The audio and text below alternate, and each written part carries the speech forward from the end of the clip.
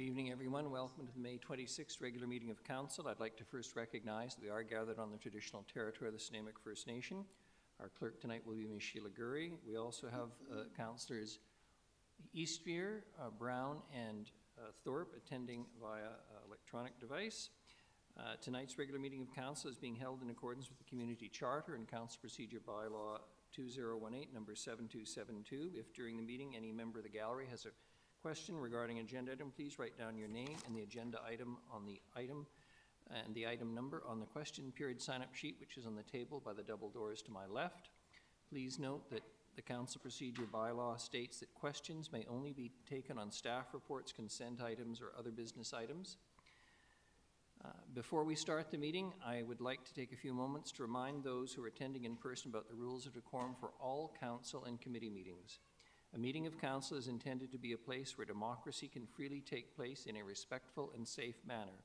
The council chambers is a workplace, and there are considerations council and staff must make to ensure that a safe work environment exists in accordance with WorkSafe BC regulations. To support this, and in accordance with Council's procedure bylaw, disrespectful conduct will not be tolerated, so they ask there be no cheering, jeering, or other outbursts from the gallery at any time, with one exception.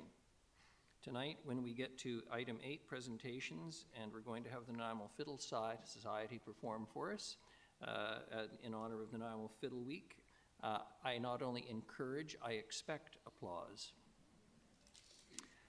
Furthermore, the use of electronic devices for recording or photographing is prohibited unless otherwise authorized by the chair. This will ensure that anyone speaking, whether it be a delegation, member of council, or staff, is not interrupted and can make their point freely without distraction, fear of ridicule, or intimidation. In instances where a speaker is being inappropriate or has exceeded their time limit, their microphone will be cut off. Similarly, if there are outbursts by any person in the gallery, they will be asked to stop, and if they do not comply, they may be asked to leave as permitted under Section 133 of the Community Charter. And if necessary, council may call a recess in order to reset the environment of the council chambers. It is our belief that if everyone is respectful of these basic considerations, this meeting and future meetings will be more effective in furthering the business of the City of Nanaimo. The first item on the agenda, Ms. Gurry, is the introduction of late items, and we have a number tonight. Please. Yes, thank you, Your Worship, and good evening, Council. For late items, we have Agenda Item 12B, rezoning application number RA504 for 335 3rd Street, adding the following delegations. Number 1, Paul Chapman. Number 2, D. James McRae. Number 3, Gloria Bell. 4, Pros Chan. 5, Tristan Roop. And 6, Christine Johnson. For Agenda Item 16B, consideration of postponed motion re Loudon Park development, we're going to move that item, Your Worship, to be the new item C, 12C, and reorder subsequent agenda items accordingly. And we're removing the following delegations: 1, Kirsten Mort, and 2, Esther Majarson. And apologies if I mispronounced that. And that's it, Your Worship.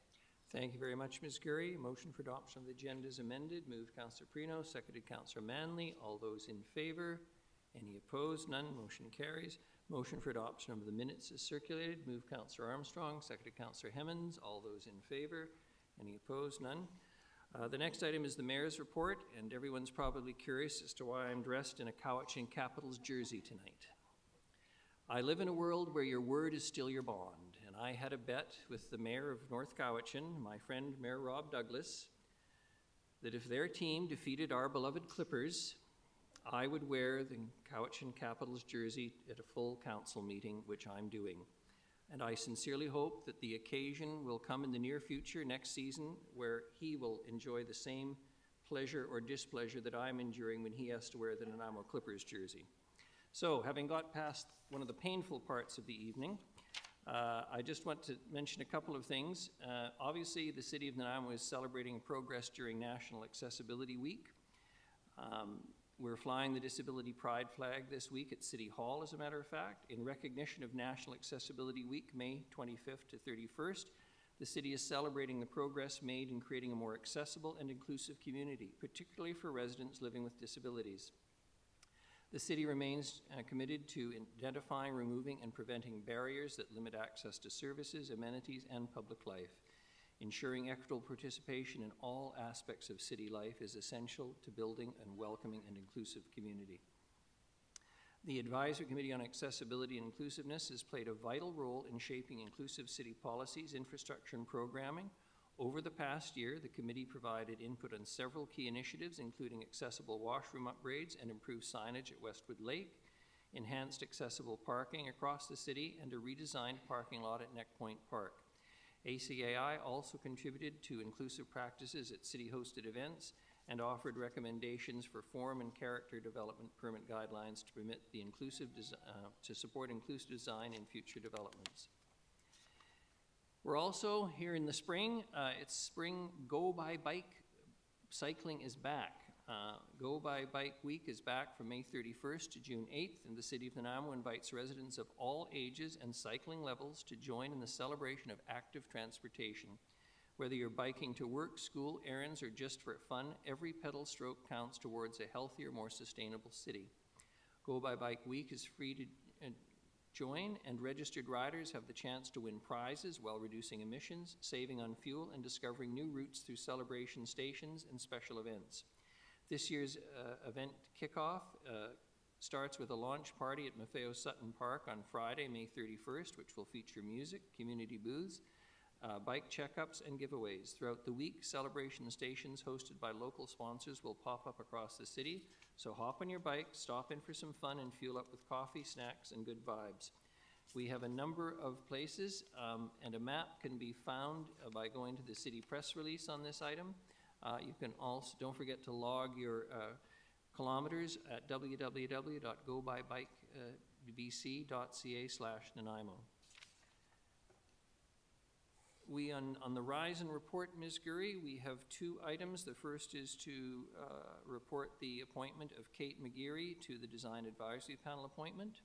And the second is the member-at-large appointment to the Design Advisory Panel as well. And that's during the in-camera meeting, Council appointed Jessica Kamen to the Design Advisory Panel for a 3-year term. And now we get to the fun part of the evening. I'm going to invite Trish Horrocks, the Nanaimo Fiddle Society, as we are celebrating Nanaimo Fiddle Week, May 11th to 17th, 2025. We're sorry we didn't have a council meeting to coincide, but we are very excited, pleased, and honored to have you all here tonight. So the floor is yours.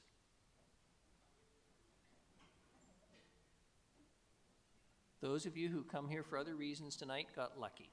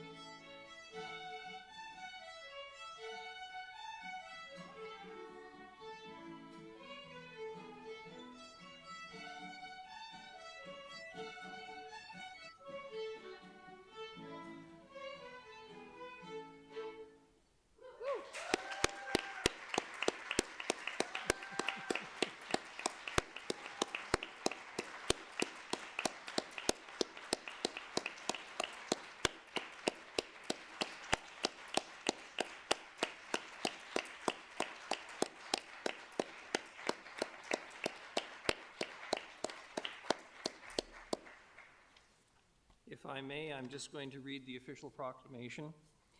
Whereas the Nanaimo Fiddle Society exists to advance education and community connections in Nanaimo, providing all ages musical instruction. And whereas the Nanaimo Fiddle Society promotes awareness of traditional fiddle music through performances and dances throughout the Nanaimo area. And whereas the Nanaimo Fiddle Society seeks to alleviate some of the effects of poverty by providing bursaries to students who need financial assistance, community members without financial resources who wish to play fiddle music. And whereas fiddle players from the Nanaimo region have been recognized at the national level by organizations like CBC and the Canadian Folk Music Awards, and Canada's National Fiddling Day falls on the third Saturday of each May. Now therefore I, Leonard Krogh, Mayor of the City of Nanaimo, do hereby proclaim May 11th, 17th, 2025 as the Nanaimo Fiddle Week. And let me, if I may, demonstrating that I did pay attention in school, quote a little Longfellow, particularly in these times when our relationships with the United States are somewhat troubled. And the night shall be filled with music, and the cares that infest the day shall fold their tents like the Arabs and just silently steal away. Congratulations and thank you.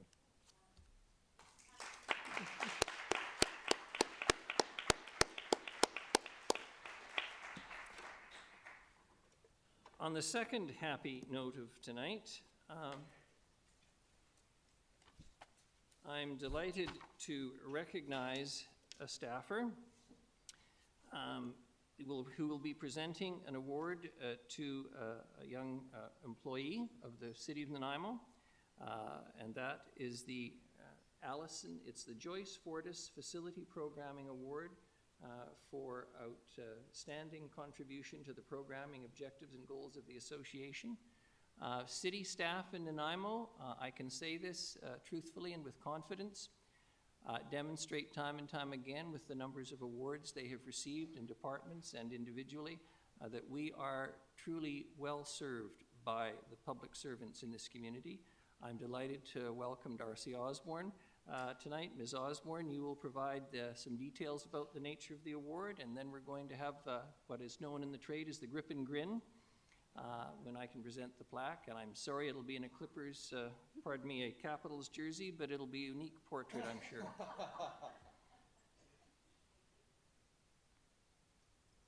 Thank you and good evening, Mayor and Council. It is my pleasure to be here tonight to recognize one of our Parks, Recreation and Culture staff who was recently honored for the programming excellence at the Recreation Facilities Association of BC Conference in Penticton. And it is quite interesting that you are wearing a Capitals jersey. I'm sure Ali's gonna have to suck that one up a bit. Allison Schneider is our Recreation Coordinator for Arenas, and she was awarded the Joyce Fortis Facility Programming Award, which recognizes an individual who has made a strong and dedicated contribution to the programming objectives and goals of Recreation Facilities Association of British Columbia. The award celebrates members who excel in delivering impactful programming within the recreation facilities.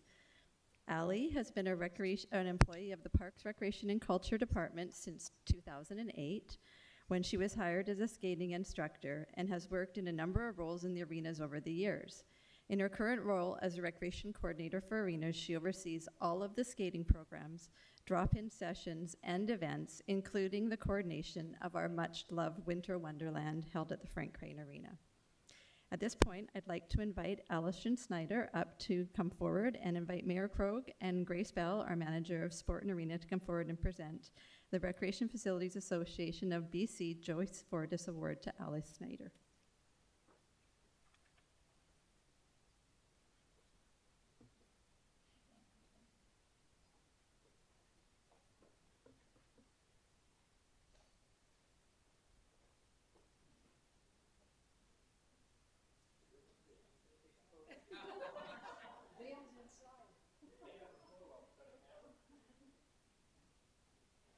Apologies, I thought something else was.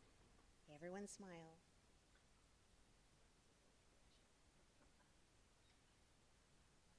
Nice, I got a few.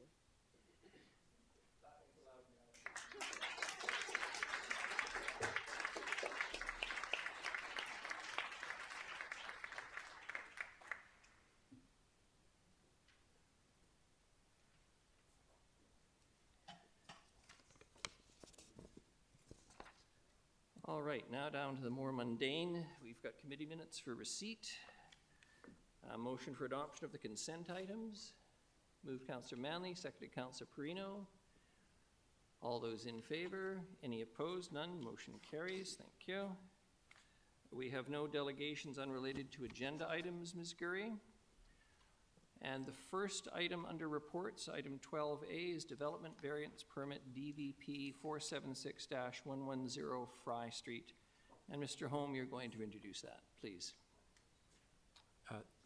Thank you, Your Worship and Council. This is a pretty straightforward development variance permit just for the combined height of a retaining wall and fence on the south property line of the property outlined in red overhead or on the screen.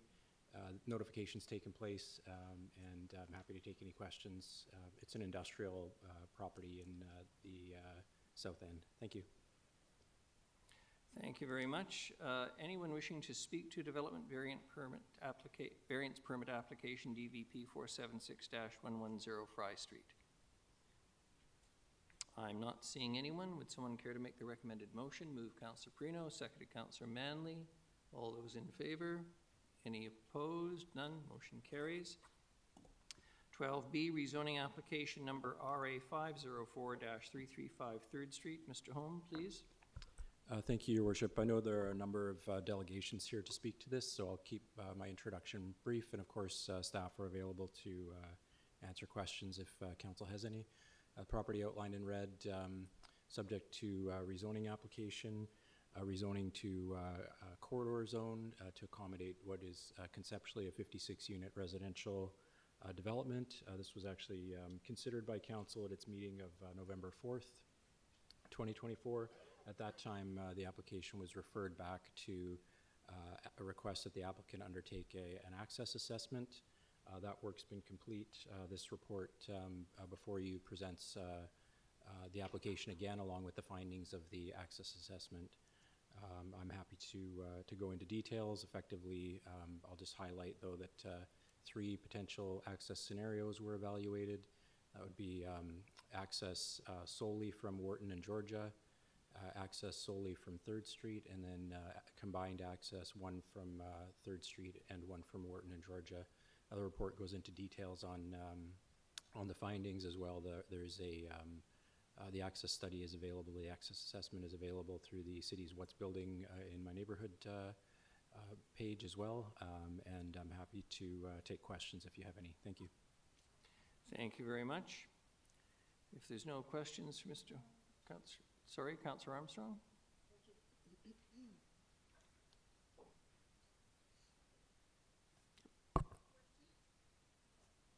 In regards to the access study, I've heard numerous concerns from different people. I also share concerns about the time of day it was done and the actions. If an access, like I'm for the project, but I'm not for the access. I'll be quite blunt about that. So, was there any public consultation around this access zone, or just from what the study did? Sorry, I missed the question through Your Worship. Was there? So was there any public consultation like around the access points, or was it just around the project itself? Because I know at the previous application that we had, there was a lot of concerns, which I shared, about accessing off of Georgia and Wharton versus off of 3rd. So did anybody speak to the neighborhood around that to allay some of those concerns or hear the concerns? Thank you through Your Worship to Councillor Armstrong. No, it was purely a technical assessment. So beyond what council heard on November 4th, other than there have been a few residents reach out to staff since notification has taken place. I should have mentioned earlier in the introduction that so in this case, council is prohibited from holding a public hearing on the item. The city's undertaken notification that council is considering bylaw readings tonight. So there were a few residents that had reached out to staff after notification had taken place, but the assessment itself was purely a technical exercise. Of course, the comments and correspondence received at the earlier meeting were available for consideration. Those highlighted some of the neighborhood concerns. And a follow-up, was that study done at various times of the day, such as the busy times, like 8:30, 3 o'clock, and 5 o'clock? It was done at the peak times, AM and PM peak. I would argue 8 AM is peak time, but that's fine, thank you. Thank you. Counselor Prino? Yep, nothing. Okay. Counselor Manley? Thank you. I'm curious about the access onto Third, that it wasn't onto Georgia Avenue. There's that little spur of Georgia Avenue. And my understanding is you can't connect the lower part of Georgia with the upper part of Georgia because there's a hill there. And then it talks about an active transportation route. But when I look at the Georgia Avenue Greenway plan in the transportation master plan, it only goes as far as Fourth. So I don't see that Greenway continuing to Third, and I'm not sure what the plan is to deal with that hill, you know, for bicycles or for walking. You'd need stairs. I think it's a fairly steep hill. But my thought was that if we were going to have access that went out onto Third, it would use that Georgia Avenue spur. And then for future consideration, there's houses along Third that could be assembled and sold, and we could see a future apartment development along that section of Third. And then you would want that Georgia Avenue spur to be able to like direct traffic out of apartment buildings onto a street that would then be one point of contact with Third rather than multiple points of contact with Third. So I'm just curious about what the thinking was around that, and when this Georgia Avenue Greenway got extended past Fourth. Thank you, through your worship, to Councillor Manley. I'm happy to touch on a bit of it, and then maybe I'll turn some of it over to Mr. Rose, Manager of Transportation, if that's okay. So with respect to, I mean, I guess conceptually the consolidation of properties and development of properties to the west, I mean, it's possible. In fact, community plan would likely support that, but those properties were rezoned to R5, which is the small-scale multi-unit housing zone in June of last year. So whether or not those redevelop over time, I mean, they're likely to, but I would, and I mean, it's impossible to predict the future for sure, but I would expect that they would probably develop under existing zoning at the R5 scale. Consolidation would be challenging in the current development climate, and they do have additional density potential under the existing zoning that the province required of local governments last year. The access onto Georgia, the spur there, and the extension of the Georgia Greenway, maybe I'll ask Mr. Rose to speak to that. Thanks. Thank you. So I think that the continuity of the Georgia Greenway was actually part of the Harewood Neighborhood Plan as well. And so, you know, I think whether it's explicit to the Georgia Greenway or not, I think having that permeability through the block is quite desirable. As for how it's achieved, that was something that wasn't fully fleshed out to this point in the discussions, but there have been some preliminary discussions about how it could be facilitated and sort of get close to accommodating usable grades. Because it's not usable as a street with the grade as it is, right? No, it sort of comes up almost like a ski jump as you go south, and so it would be very difficult to grade that out to make it a functional road. Okay. I'm curious about whether there was any other consideration for, there's a 15 meter setback for the wetland as part of the zoning. Is there other consideration for protection of cat stream related to that in the plan now? I can, through your worship, I can speak to that. So the concept was evaluated based on the development permit area requirements and the zoning bylaw setbacks that apply to the property. Obviously, there would be, should the zoning be approved and the property develop in the future, there would be development permit considerations at that time. So the appropriate setback would be applied through the city zoning bylaw and the development permit area requirements that apply to the property at a future stage of development review, should the property be rezoned and developed in the future. Okay, thank you. Thank you. Councillor Armstrong. Thank you, through you again.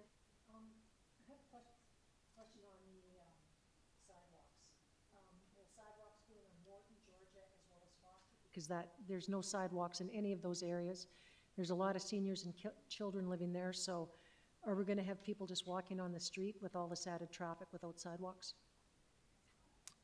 Through your worship, maybe I can speak to that as well, to Councillor Armstrong's question. So through this application, there would be no installation of sidewalks on Wharton and Georgia. The streets would, I think the traffic impact assessment does touch on that there's limited shoulder for walking currently, and there wouldn't be an intention to improve that through this proposal. There would be improvements to 3rd Street. I think those are touched on in the report as well. Thank you. So that shows you that's my concern, is because there is no sidewalks there. It's dangerous. There's the ditch. I lived on Wharton for years back in the 90s, and that's why I much prefer a 3rd access, because it's much safer for pedestrians and residents. Thank you. If there's no further questions for staff, we'll move on to the delegations. The first is Toby Seward Developments, Inc. Mr. Seward, please. You'll have 5 minutes, and when there's 1 minute left, I'll let you know. Thank you and welcome. Good evening, Mayor and Council. Thank you for the opportunity to address Council. Toby Seward, 1820 Argyle Avenue. I'm the agent for the property owners. We've reviewed the staff report and agree with the recommendation that zoning amendments bylaw be given first, second, and third reading. However, we request that the newly added recommendation number 4 on page 45 of the staff report be amended. Currently, the new recommendation number 4 says site assessment. The submission of an access assessment at the time of development permit application. Keywords there, access assessment. We've already done one. What we request the recommendation to be saying is the submission of the civil engineering design of the Wharton-Georgia intersection be submitted at the time of development permit. A civil engineer will take the traffic study that's already been done and put a design to it. We're requesting this amendment as the access study has already been submitted and accepted, and the staff report confirms the most functional scenario for will be the single access to Wharton-Georgia intersection. In part because staff has said the 3rd Street access is certainly not the most desirable for many reasons. I'll touch on that shortly. The owners wish to have certainty on the access location at this stage instead of another access study at the DP stage, which could require a complete redesign of this project. Following is a summary of the key points of the rezoning application to date. We had initial discussions with staff in 2020 and 2021 regarding the application, and thereafter prepared an architectural design for access off 3rd Street. That was our initial design. In 2022, staff informed us that they would not permit any access whatsoever off 3rd Street, that they want to see the access off a secondary street such as Wharton, Georgia. The applicant's civil engineer confirmed the Wharton, Georgia intersection could be successfully constructed, and we undertook a complete architectural redesign of the buildings and the site off Wharton, Georgia, and submitted the application in December 2023. The staff report for the rezoning was forwarded to Council November 4th, as Mr. Holm mentioned, and it confirmed that the application met the city plan, the proposed Core 1 zoning, and the city transportation master plan. Council referred the rezoning back to staff, requesting the applicant provide an access study, as mentioned by Mr. Holm, looking at the 3 different options. Watt Engineering provided the detailed study and determined the 3 options were feasible, though access to 3rd Street will result in safety and functional impacts.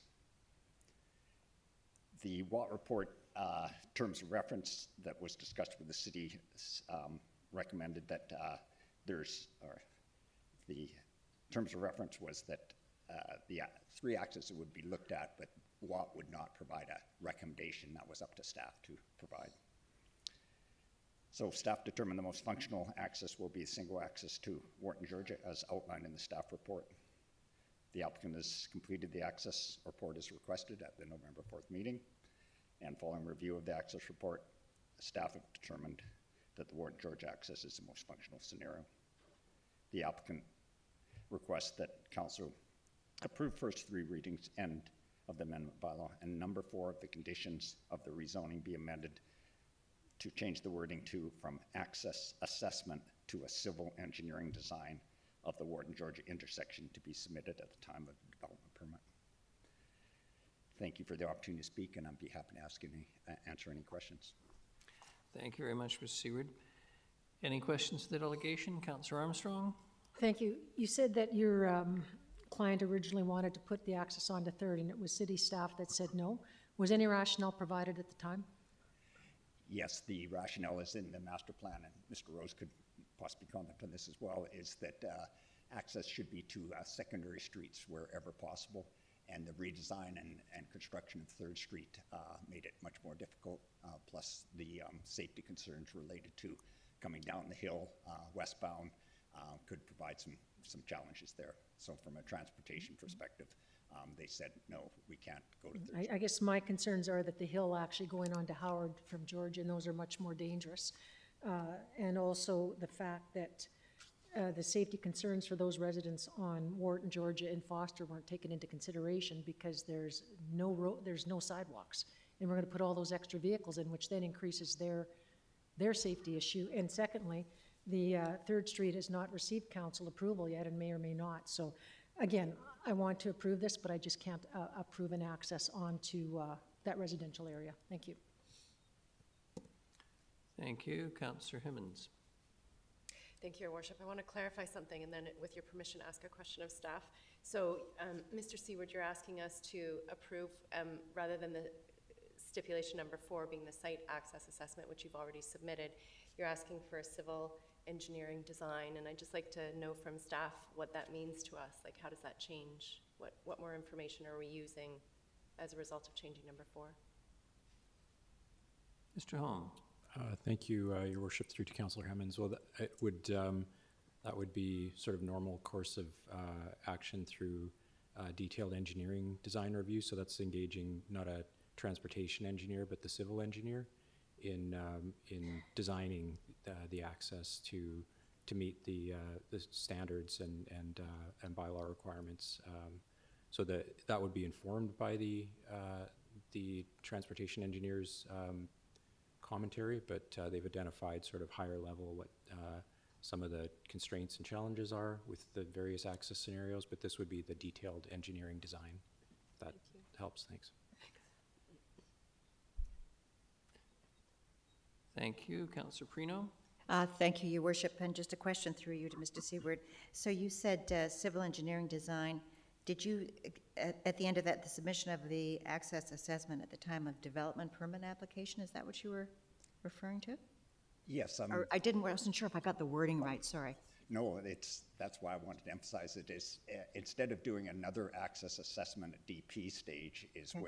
how it's worded in the new number 4, we're saying the access study has been done, that technical data is now there. It would then go on to a civil engineer to design that road. Okay. At the development permit application, is that right? Yes, correct. That part is right. Yes. Okay, thank you. But I also wanted to emphasize, and we're also asking for that design to be at Wharton, Georgia intersection because of what the access study has said, and that staff have said they did not support an access to Third Street. Okay, okay, thank you. Thank you. Any further questions for the delegation? If not, Mr. Seward, thank you very much. Thank you. The next delegation is Paul Chapman. If you could introduce yourself for the record, 5 minutes. I think you know the drill. And at 4 minutes, I'll let you know you have a minute left. Please. Am I on? Yes. Hi, my name is Paul Chapman. I'm a resident of Nanaimo and the executive director of the Nanaimo and Area Land Trust, also known as NALT. Thank you for the opportunity to speak with you this evening regarding this rezoning application on a property adjacent to the Cat Stream, tributary of the Chase River. Just yesterday, volunteers with NALT's Cat Stream stewards were working not very far downstream from this property to restore riparian habitat. Just this evening, Council will approve, I assume, a grant for riparian habitat restoration just below the confluence of the Cat Stream and Chase River at the Pacific Garden co-housing property. There are coho salmon and cutthroat trout found in the Cat Stream, and I had the pleasure of watching some spawners move upstream shortly after they entered the system last fall. The work of volunteers, city staff, and contractors to restore riparian habitat in this watershed is ongoing. It takes a lot of community effort to rebuild a stream with a riparian habitat deficit, such as the Cat Stream has. There are two opportunities to improve the health of the Cat Stream that can be realized on the 3rd Street property and can perhaps be considered for any proposed rezoning or development involving a riparian area. This is an opportunity for council to show their intention for the developer to take into consideration when they're planning their development. So there's an opportunity to require riparian restoration as part of any approval and to seek siting of the building or any amenities outside of the riparian area.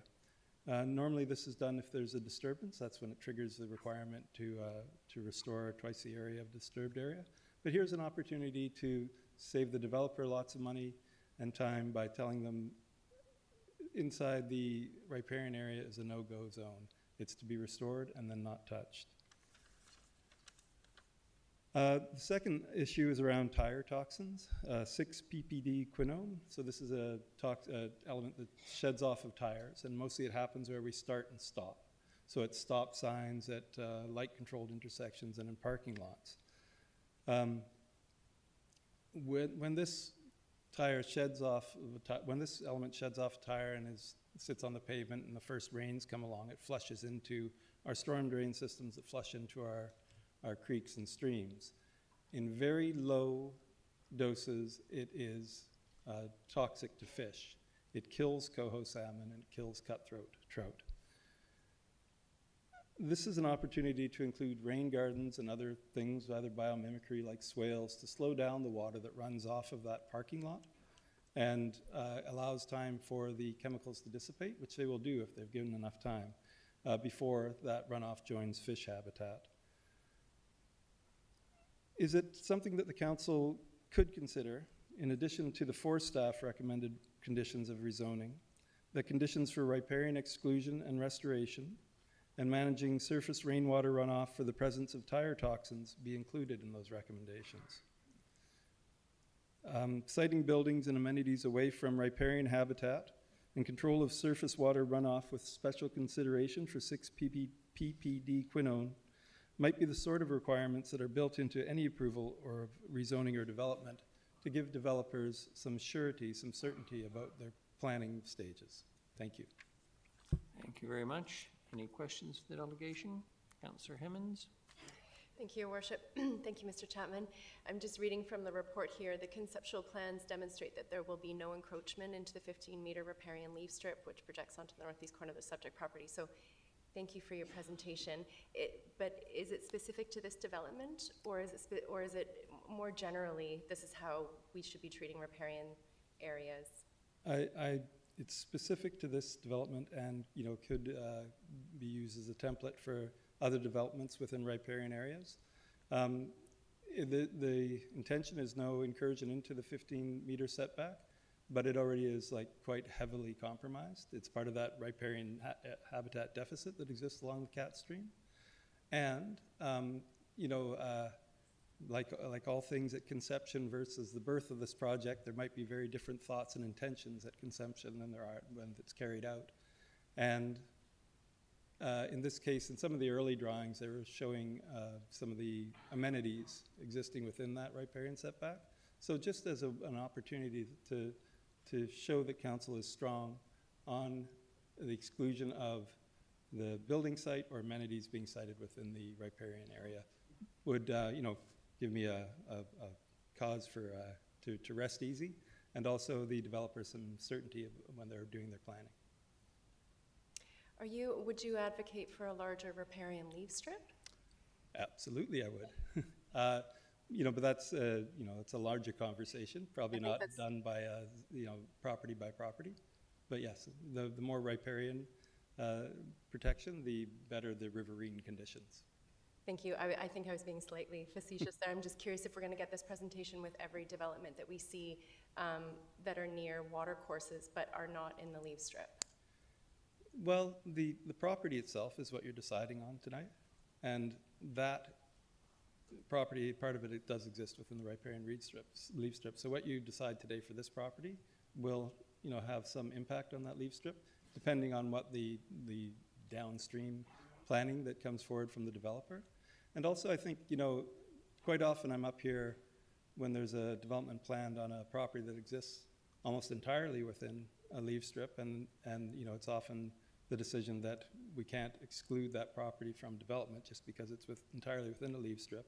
Well, here's an opportunity with the corner of this property that is within a leaf strip that could be, that intention to protect it could be made certain, and then I wouldn't have to come back here at the point of development and say, you know, there's the reasons for protecting that riparian area.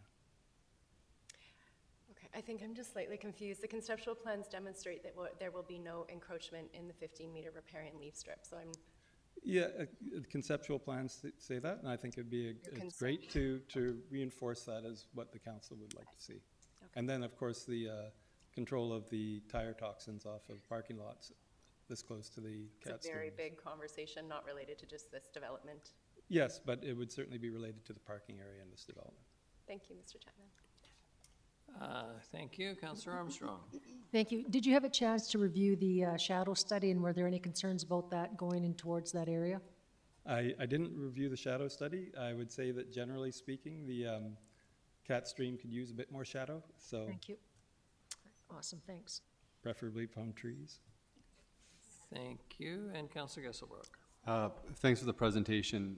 It is crazy.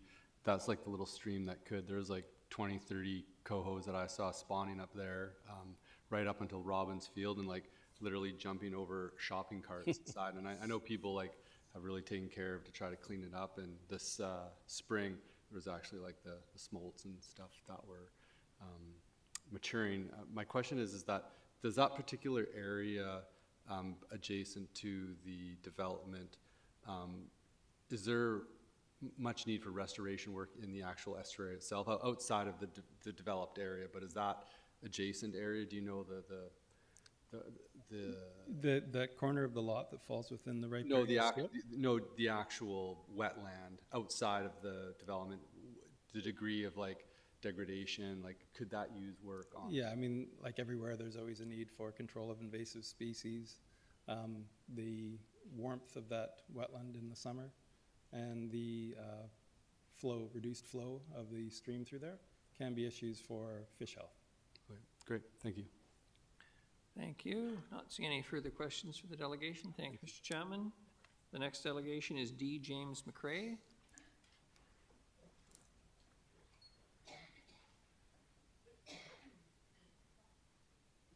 Good evening, and if you can introduce yourself for the record, and we'll have 5 minutes, and I'll let you know when there's a minute left.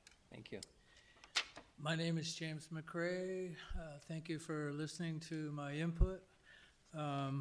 My general feeling is there's a template with regard to transportation that with any development on a main road, you want to have the traffic go on some other route than the main road. Maybe that works in certain situations. In this particular situation, I think a lot of the feedback from the community who are living there is that's a bad idea. So I'm going to address that. With regard to the access study, there's some information that was not provided in the access study, which I think is really important to take into consideration. So I'll begin with the grade. I think they described the grade of Wharton Street and the grade of Georgia Avenue going into the property.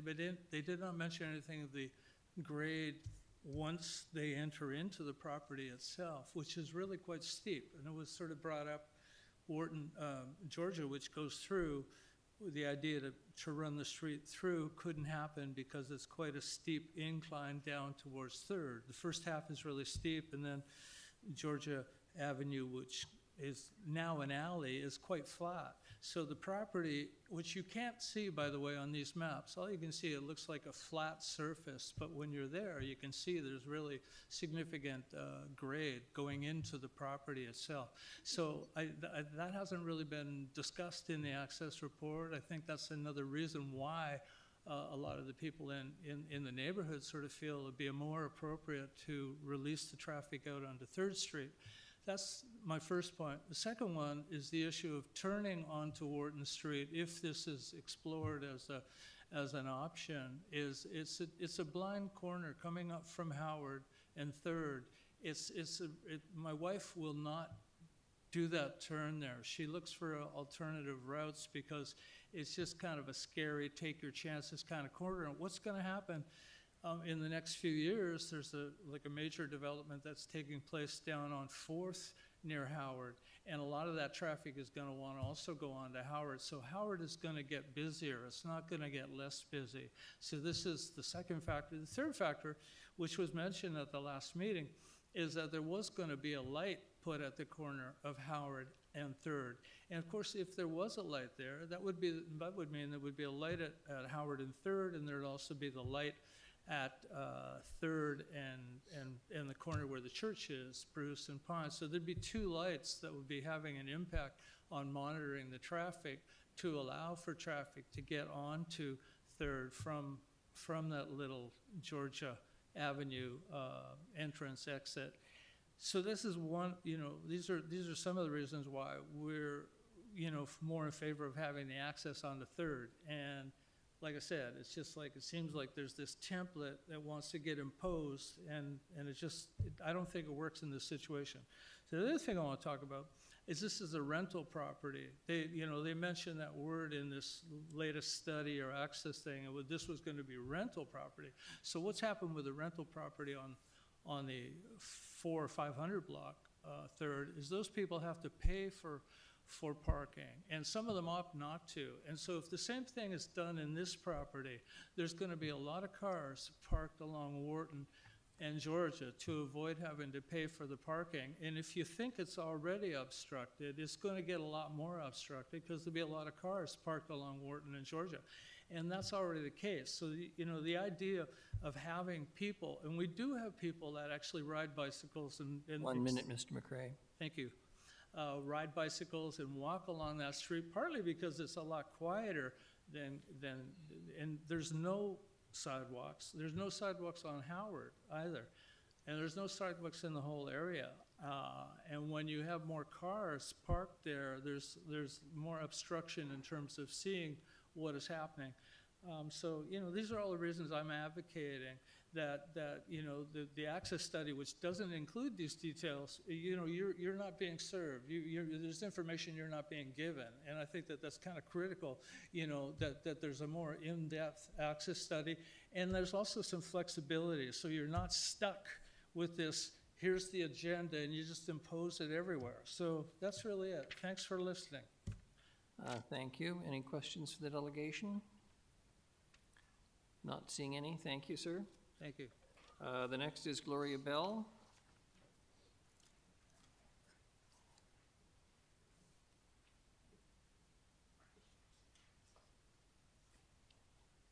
Ms. Bell, if you can introduce yourself for the record, you'll have 5 minutes, please, and I'll let you know when there's a minute left. I have 2 pieces of information. Can I hand this out to council? It's, I should have asked sooner. Sorry, come up to the mic. I have 2 schematics here I would like to introduce to council. Can I hand those out? Ms. Gurry? We can take those and hand them. Do you need to have them now, but we can take them, yeah.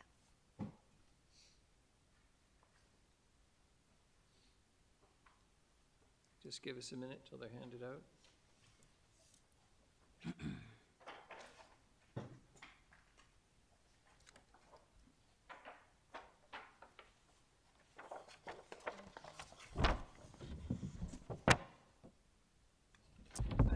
I will get to that, or I can start there.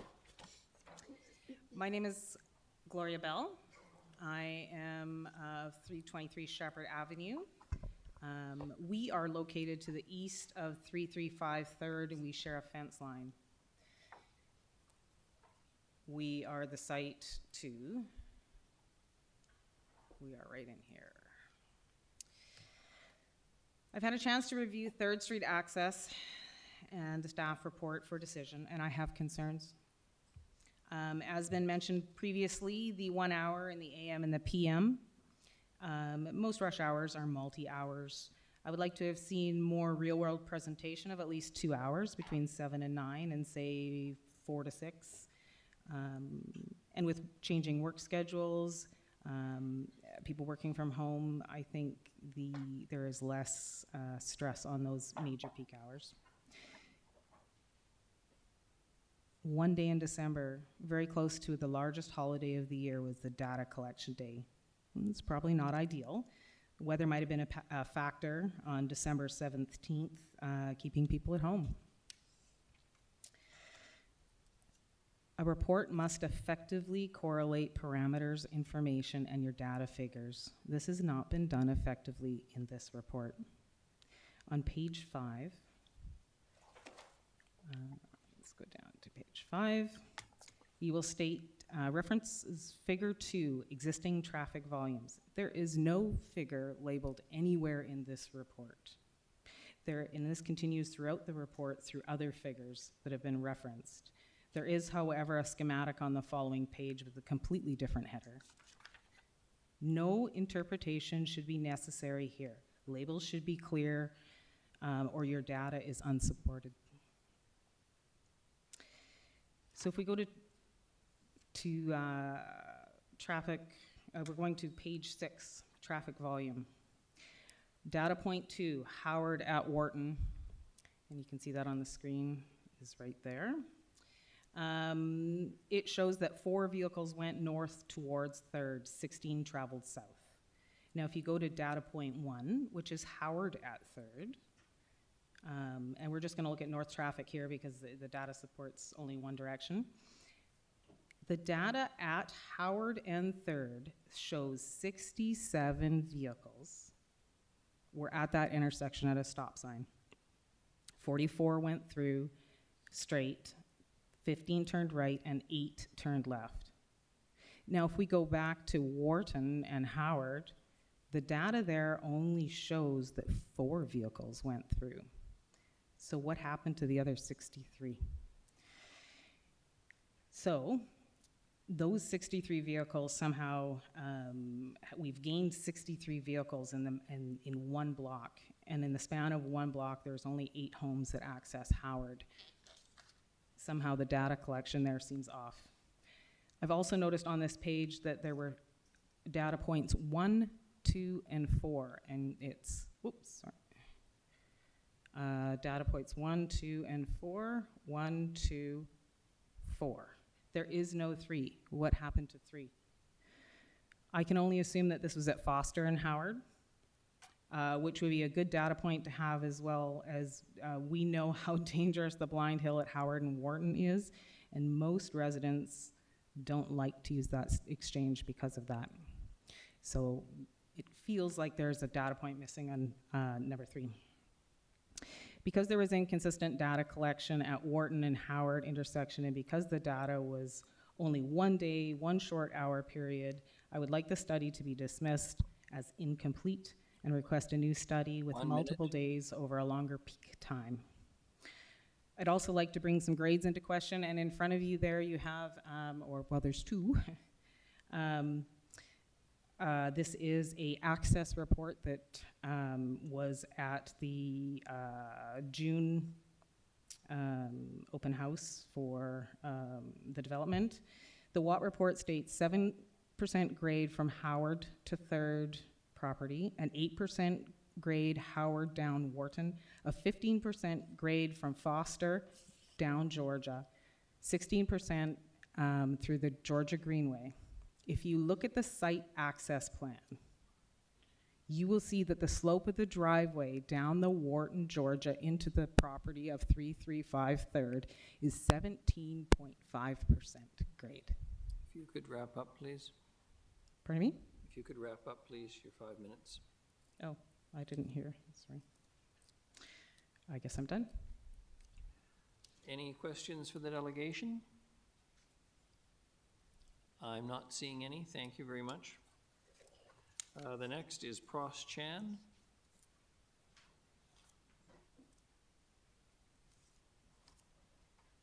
Mr. Chan, you've heard the drill. 5 minutes, and introduce yourself, please. Hello. Hello, my name is Pros Chan. I spoke at the last public hearing about the original rezoning proposal. From that meeting, it felt clear that most of council is in favor of the project, but more information, especially data, was needed before moving forward. It was clear the community's feelings were not as important as the facts. I want to speak today about the traffic survey that was done.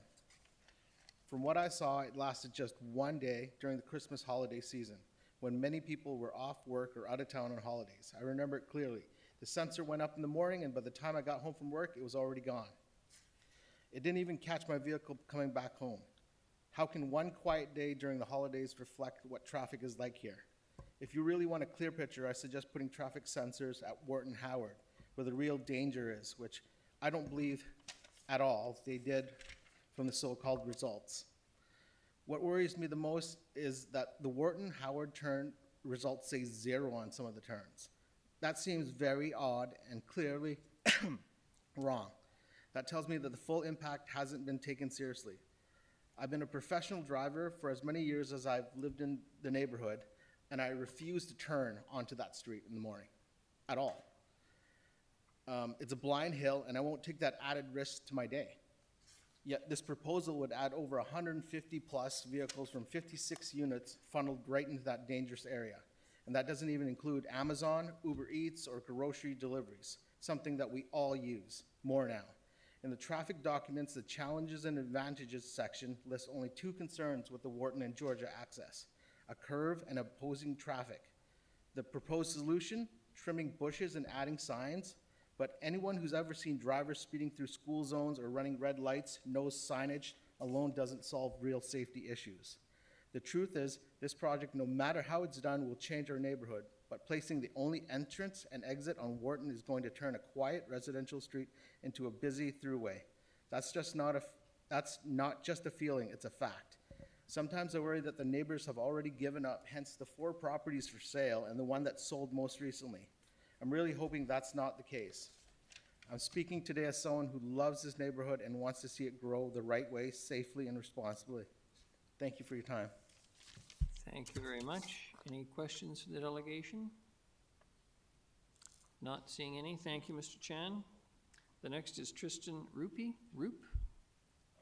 Forgive me if I've mispronounced your name. You'll correct me when you get to the podium. And 5 minutes, please. Hello, my name is Tristan Roop. Forgive me, I don't have any paper. I was just scribbling on my phone in the spare time I had because I felt I had to come here today. Upon reading the traffic report, because I didn't believe it was true at all. If I could turn to section 4, figure 2.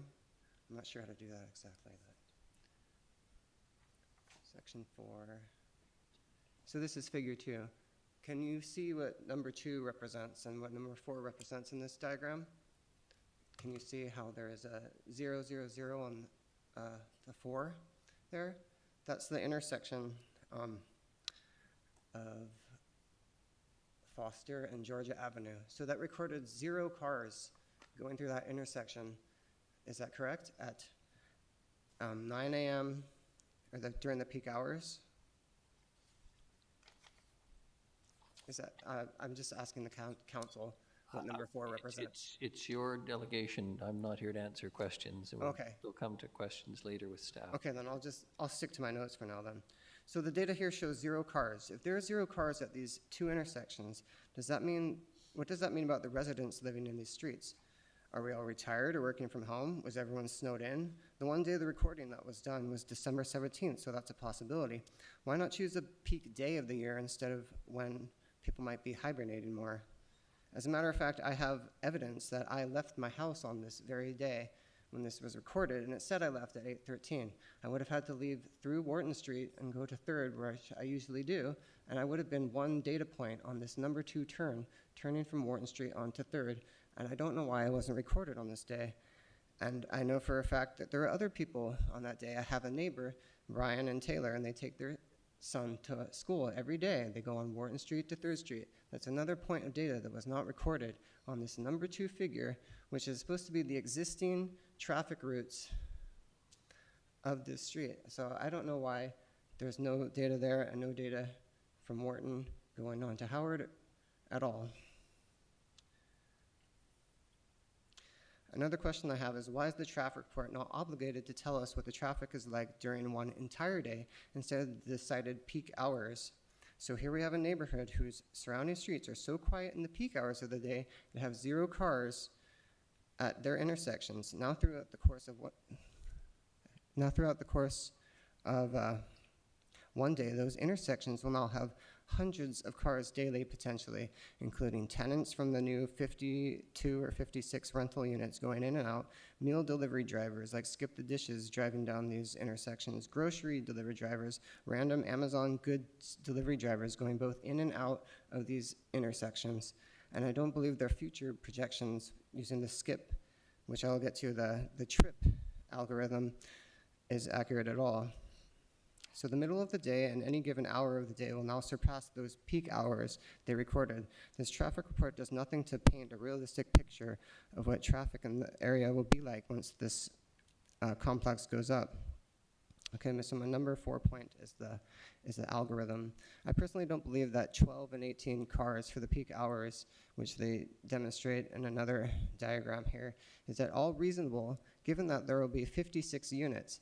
If just half of them have a normal 9-to-5 job where they need to go to work, then that's 28 cars for the peak hours. It's not going to be 12 or 18. It'll be roughly around 28 if just half of them have a normal job. The program that the Watt Consulting Group uses is called ITE Chip Generation 11th Edition. It was updated last in 2021. However, it has only been in these past 4 years that food deliveries and grocery deliveries have become more popular with people. I know that there are multiple people on our street getting meal deliveries and grocery deliveries many times throughout 1 week. How many deliveries might 56 units need? I'd like to know if food delivery drivers are accounted for in this calculation, and I'd like to know to what extent general delivery drivers may or may not be represented as well. At a website I found in pursuit to understand what this ITE trip generation means, called www.kittleson.com, I found an article published by Kittleson Associates. This is a company whose team provides transportation research, policy planning, design, and operations services to government sectors and private organizations nationwide. 1 minute, Mr. Rupee. Thank you. They provide services similar to that of the Watt Consulting Group. They have this to say about the ITE trip rates algorithm. And this is the algorithm they base their entire data on to do the future predictions of what's on the street.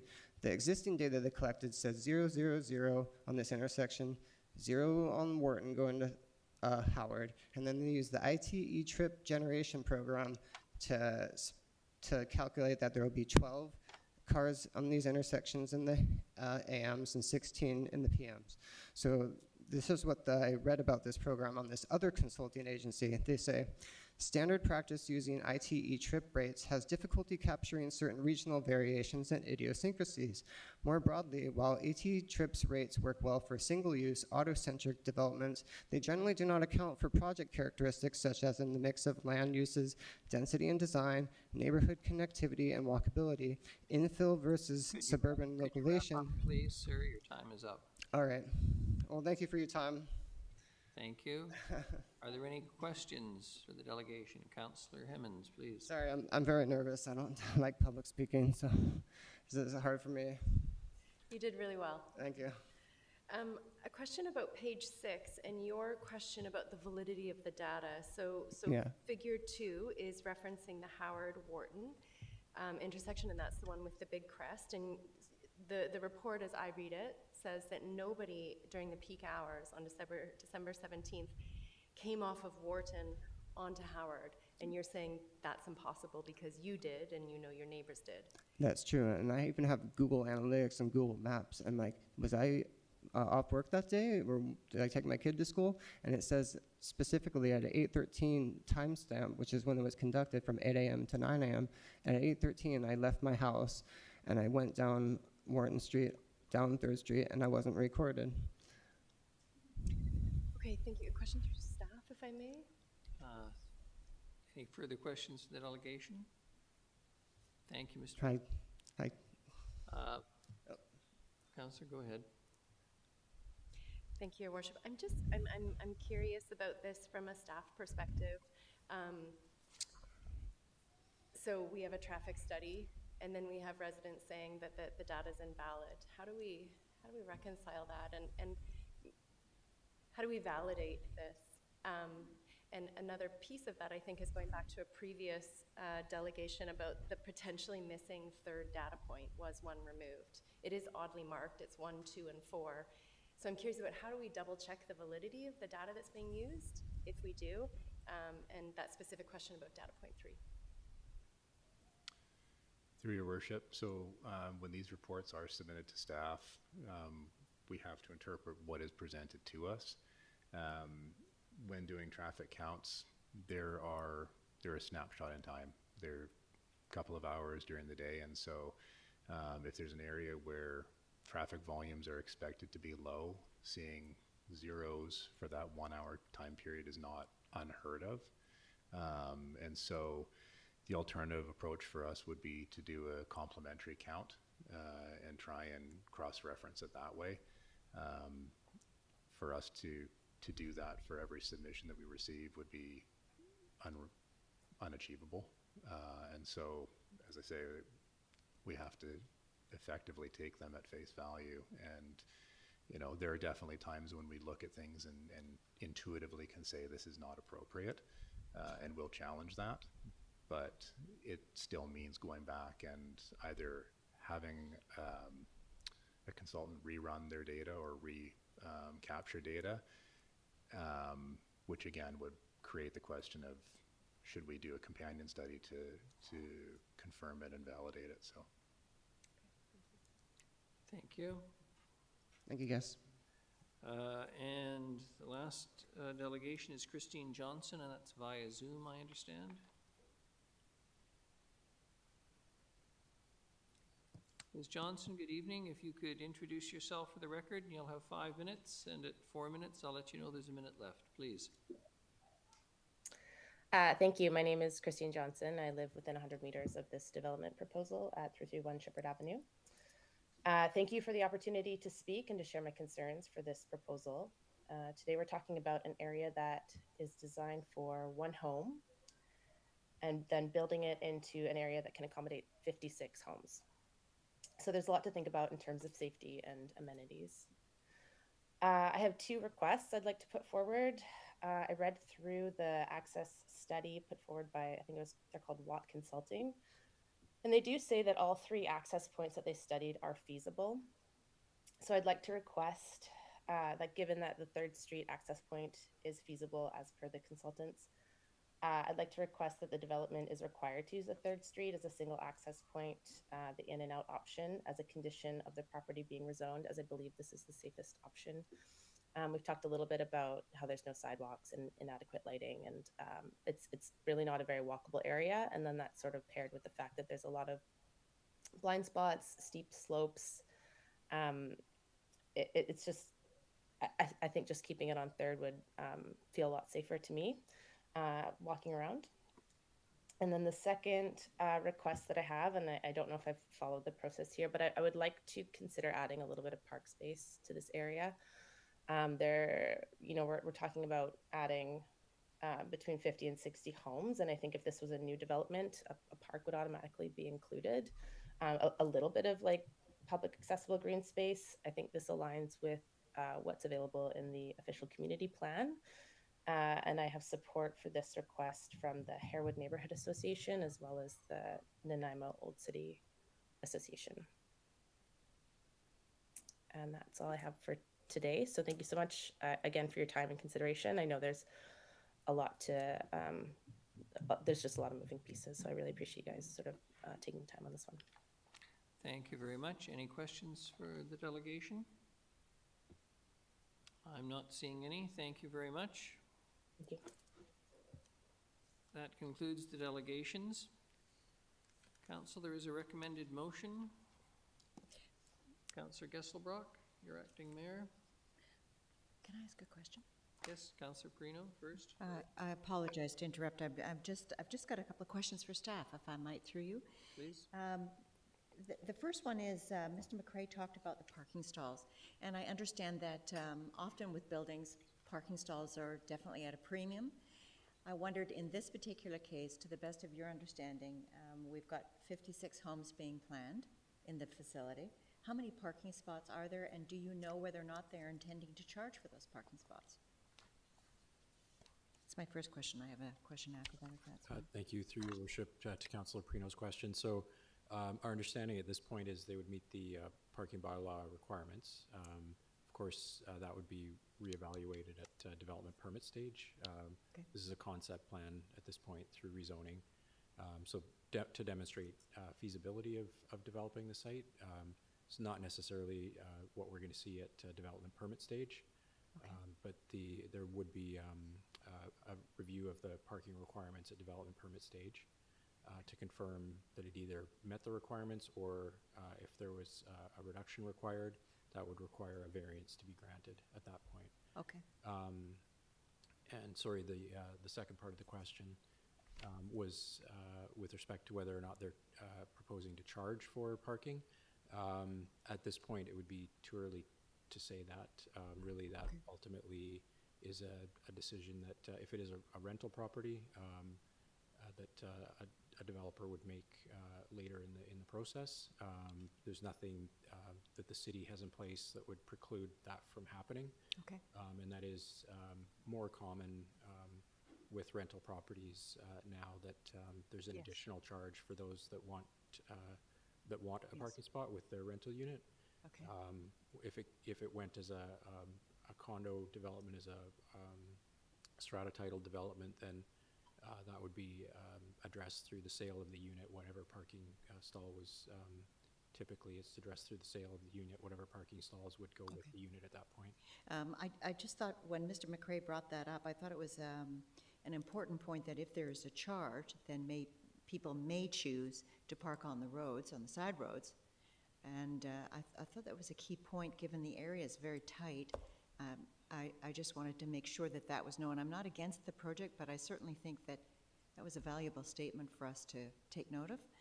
My second question is that the conditions of rezoning, that should this pass through third reading, that we would be looking at those 4 conditions. And the fourth one, I just wanted to come back to that again, the submission of access assessment at the time of development permit application. So in other words, could the access assessment, could the access change from the Wharton, Georgia to 3rd Street at that stage? Is that a possibility of that happening, or is this set in stone at this point? Through your worship, to Councillor Perino. So unless council chooses to somehow restrict access at this point, I guess this is sort of all options are still on the table with this, with what's proposed here. Okay. And really the idea being that the concept has been evaluated. That's the 56 unit concept has been evaluated at this point through the access assessment, but the context of the property could be changing, and the concept, the development concept, could be changing as progresses to development permit stage. So we don't know when it might come in for development permit, or what concept would be brought forward at that time. Okay. Or what the condition of, if there is further development on 3rd Street, or possibly additional development in the neighborhood that contributes to a change in traffic or pedestrian facilities. Yes. Thank you, Mr. Holmes. And just to say to all the delegations, I thought they were excellent, very good comments. Thank you very much. Thank you. Thank you. Councillor Armstrong. A couple questions through to staff, please. The first one is, in your report, you say Wharton and Georgia Avenue are designated as urban local roads, intended to function as active transportation connection for pedestrians and cyclists. We have no sidewalks there, and there is no bike paths. So I struggle with that, with us saying that it's supposed to be that way when it's not safe for people to walk there, and I can say that with great authority, having lived there for 2 years, and it's ditches.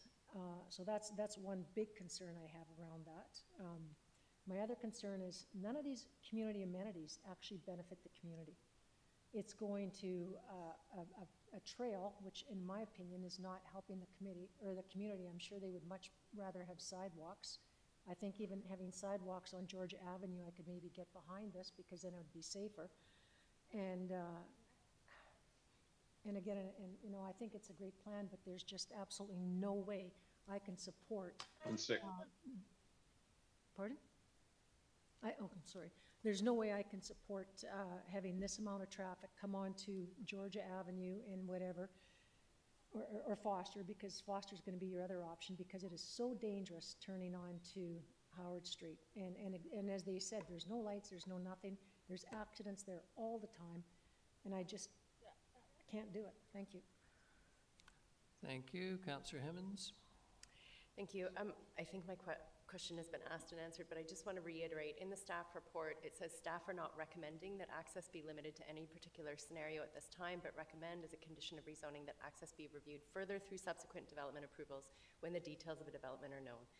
So we're not locking into any assessment. We're saying, and the traffic. Councillor Armstrong, please. Let Councillor Hemmons have the floor. I'd like staff to answer that if there's discrepancy. Is that an accurate statement in the report?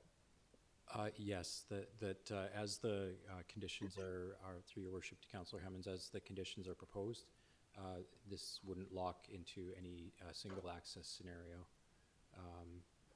That would be evaluated, and access would be evaluated in the future depending on the concept at that time. If council were to choose to limit one access or the other, that would have to be done at this point in time. A change in the condition would be necessary, so. Okay, thank you. And a second question. One of our rationales, staff's rationales for saying this shouldn't go on third is that we have capital improvements that are about to go there. We've got sewer infrastructure, wastewater infrastructure, I believe. I'm sorry, I don't have it in front of me. Have we done any cost calculation onto if we decide to route it out third, what would be the economic impact on that capital project?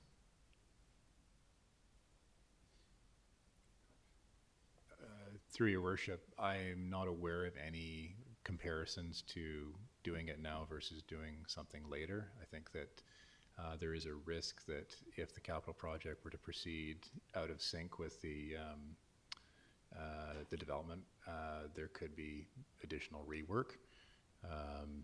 Postponing work on 3rd Street to wait to try and eliminate rework would also have cost implications, but we have not done a comparative on that. Okay, thank you. Thank you. Councillor Gesselbach, then Councillor Manley, then back to Councillor Armstrong.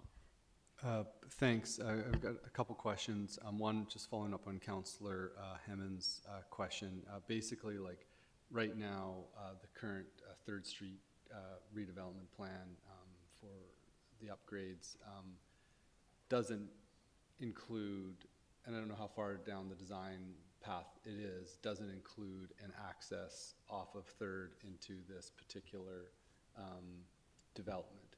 And so if we limited access to Wharton and just said you've got to go access this property through 3rd, what I'm understanding from the answer is that the costs haven't been locked in, and if a decision was made now, it would give time for the design to account for that, and there may not be large cost differences between one scenario or the other.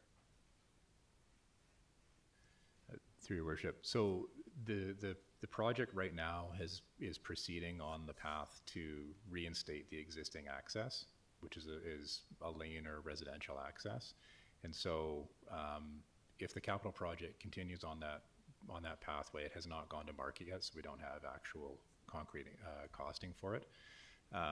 But the expectation would be that ramp would be reinstated to suit that need. And so the question would be if it would it meet the needs should the access be focused on 3rd Street, or would it need to be torn up and made larger, or would there be some other change to sort of accommodate the development?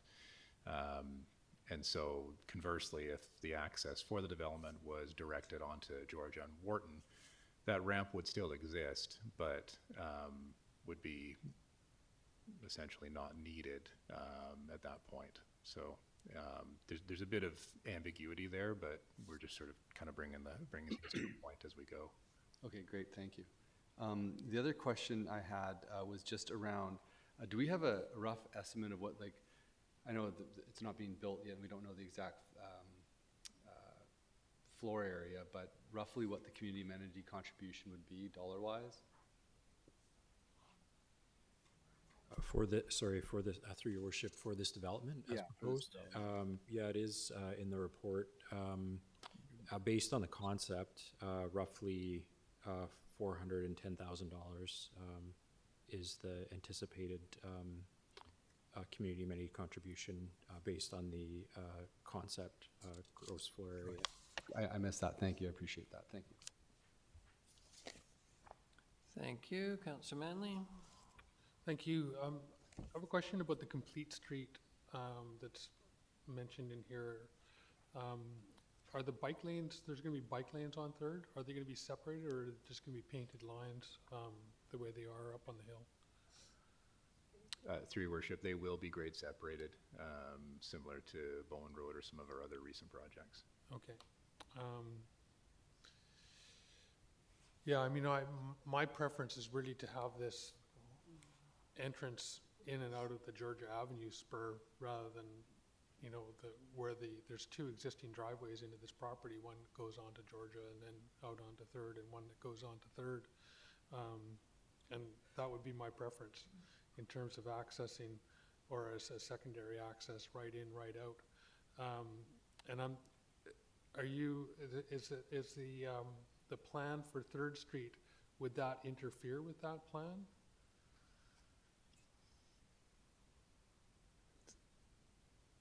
Yeah, through your worship, so there's a couple of moving parts here, and so with the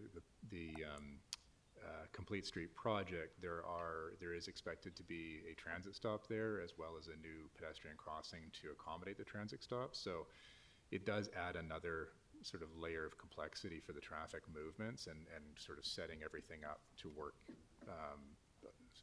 work together. It's not insurmountable, but it does complicate matters. Okay. The other question I have is just about the riparian setback. Currently, it's not undisturbed. It looks like there's an old shed or garage or something on top of that. Can the conditions of zoning include restoration of that zone, that riparian setback?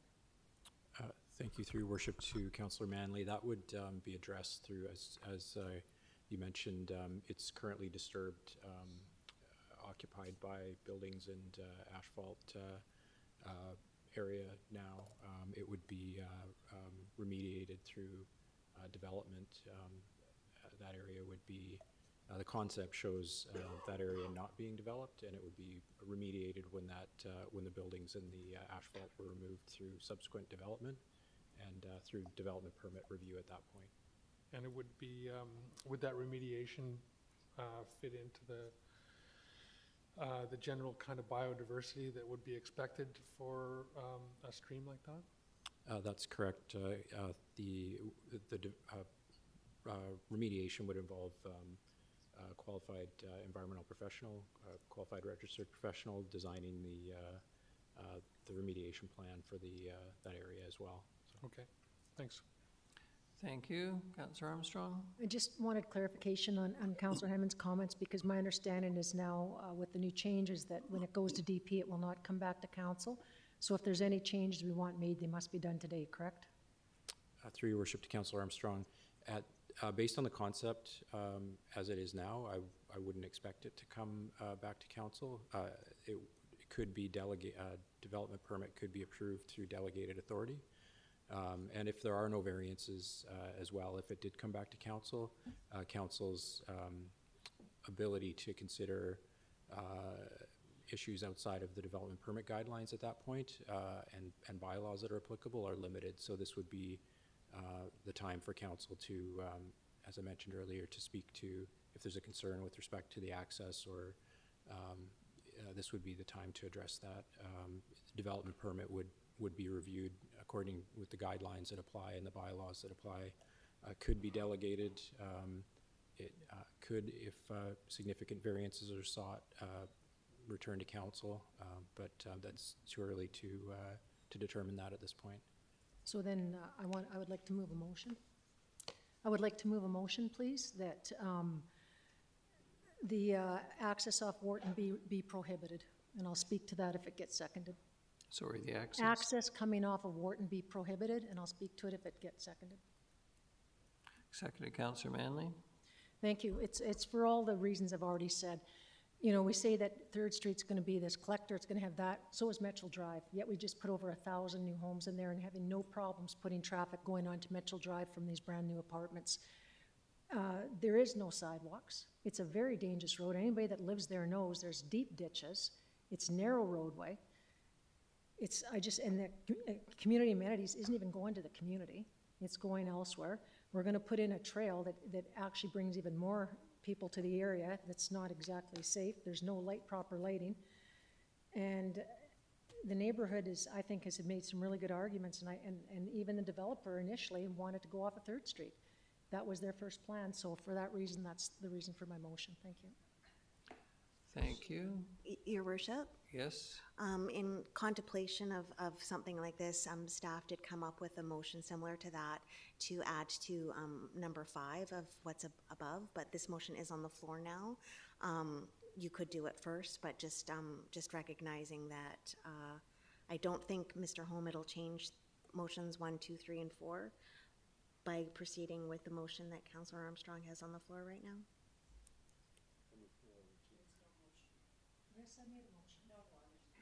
No, so the motion that is on the floor right now won't affect if you move those 4 motions that are noted above, will it, Mr. Holm, or? Yeah, maybe I can speak to that a little bit. So the 4th, under recommendation on the screen, the 4th item actually speaks to conditions within the, recommending that conditions identified in the staff report be secured prior to adoption. One of those conditions is to undertake an access assessment at the time of development permit application. So if there were a restriction on the access, that wouldn't really be, it wouldn't really stand, because you're limiting the property to one access. So at that point, access options would be limited. So we do have, we could look at amending that condition or that recommended item. We do have a draft motion that you could consider that would address that, if that's council's desire. Thank you. Ms. Gurry. Thank you, Your Worship. So sorry, Mr. Holm. Would it be best for them to withdraw this, and after seeing if they're okay with the motion that we've drafted, if we put that up on the screen, if they're okay with what you've drafted, then if you're amenable to withdraw what you have, I don't know if staff could bring that up on the screen just so council can see it.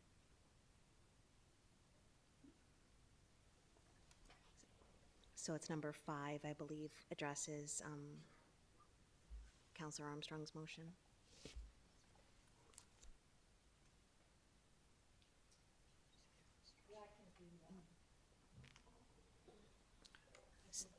So right. if there's Councillor agreement with the Manley. seconder, yeah. If the first mover and seconder will withdraw the motion, please. Thank you. Councillor Gesselbrock, you're acting mayor.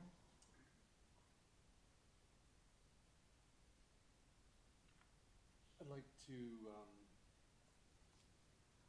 move that zoning amendment bylaw 2025, number 4500.236, to rezone 335 3rd Street from single dwelling residential R1 to residential corridor 1, pass first reading.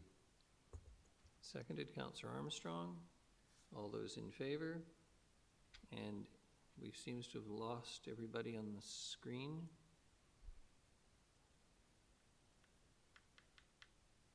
All those in favor? Any opposed? Not seeing any. Thank you. Councillor Gesselbrock. That zoning amendment bylaw 2025 number 4500.236 passed second reading. Seconded Councillor Armstrong. Discussion on this? For what it's worth, Councillor Brown, sorry. Not a problem, Your Worship. Just a question through to staff here. I have some sympathy and understanding here, why the condition for the assessment is on there, the traffic assessment at a later date, but I also do have some sympathy, I think, for the development proponent around, they've been asked to go do this and now they're looking for some security. So, it doesn't cost money to develop plans, even conceptual plans for the site, and have study after study. So what I am wondering, and through to staff, is just on that condition. The reason I'm asking now is because I do think it impacts zoning readings. What would be the consequence if that, not necessarily the amendment to staff requested, but just to simply remove that as a condition of approval? Thank you. If it's okay, through your worship, to Councillor Brown's question, item 4, as hopefully you can see it on the screen, actually removes that condition. So council directs staff to secure items 1, 2, and 3 outlined in conditions of rezoning. So the additional assessment was item 4. Sorry, Mr. Holm, that's under the assumption, though, that number 5 is going to be passed, right? That's correct. Yeah, that's right. So I'm not interested in necessarily number 5. I'm just curious if why do we have to resolve that matter at all at this time? Why do we? I guess my question is, at this stage, the zoning bylaw, why are we looking to resolve access? Why do we have to resolve access at the zoning stage? Yeah, I'm wondering, what is the impact of just simply removing that as a condition? I guess there was uncertainty with respect to, it's a development concept at this point. There was uncertainty with respect to, where the access would, the traffic study identified 3 different scenarios that supported, each moving ahead. There's obviously concern in the community, and there were some technical concerns and concerns with, especially with respect to access on 3rd Street solely, but technical concerns that staff identified, the consultant identified. Really at the end of the day, and the traffic consultant identified that, obviously, and the staff report spoke to it. Access purely on 3rd Street is not, wouldn't be the recommended option technically, but the access from Wharton and Georgia to the lower classification of road is technically, from just a purely traffic management perspective, the better option. At this point, whether or not council elects to require another traffic assessment, in reality, when the application originally came forward, the size of what's proposed here didn't actually trigger the requirement for a traffic impact assessment. It was council's direction to have, based on community concerns, to have an assessment undertaken. I guess there's, so in reality, removing that condition is not it's not gonna be the end of the world, whichever way this goes with respect to any restriction on access. As Mr. Rose spoke to, there's gonna be some challenges with access on 3rd Street depending on the timing and the context at that point. There's competing interests there, but nothing that can't be overcome given the scale of the proposed development. Thank you, Mr. Holm. I will be supporting just while I have the floor, I'll just say it now. I will be supporting second and third reading. I will actually be supporting number 4 as written, but not number 5. Thanks so much. Thank you very much. Councillor Gesselbrock? Did you wish to speak to it? No, Second I'm okay. reading? Nope, I'm good. All right, I think something needs to be said at this point with respect to this, and so that folks here understand. Council is essentially approving what I will call an upzoning from single-family dwelling to residential corridor. And that will have the impact of allowing this development to proceed to the next stage. Having said that, it certainly has my support, and I'll probably talk further when we get to the question of traffic and access. All those in favor? And any opposed? None. Motion carries. Councillor Gesselbrock?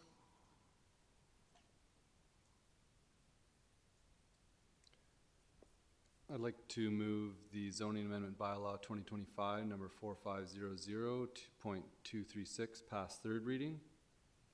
Seconded, Councillor Armstrong. All those in favor?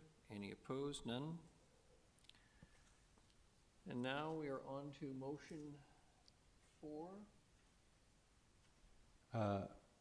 That council directs staff to secure items 1, 2, and 3 outlined in the conditions of rezoning section of the staff report titled Zoning Application Number RA 504-335 3rd Street, dated 2025 May 26, as conditions of zoning amendment bylaw 2025 number 4500.236 prior to final adoption of the bylaw.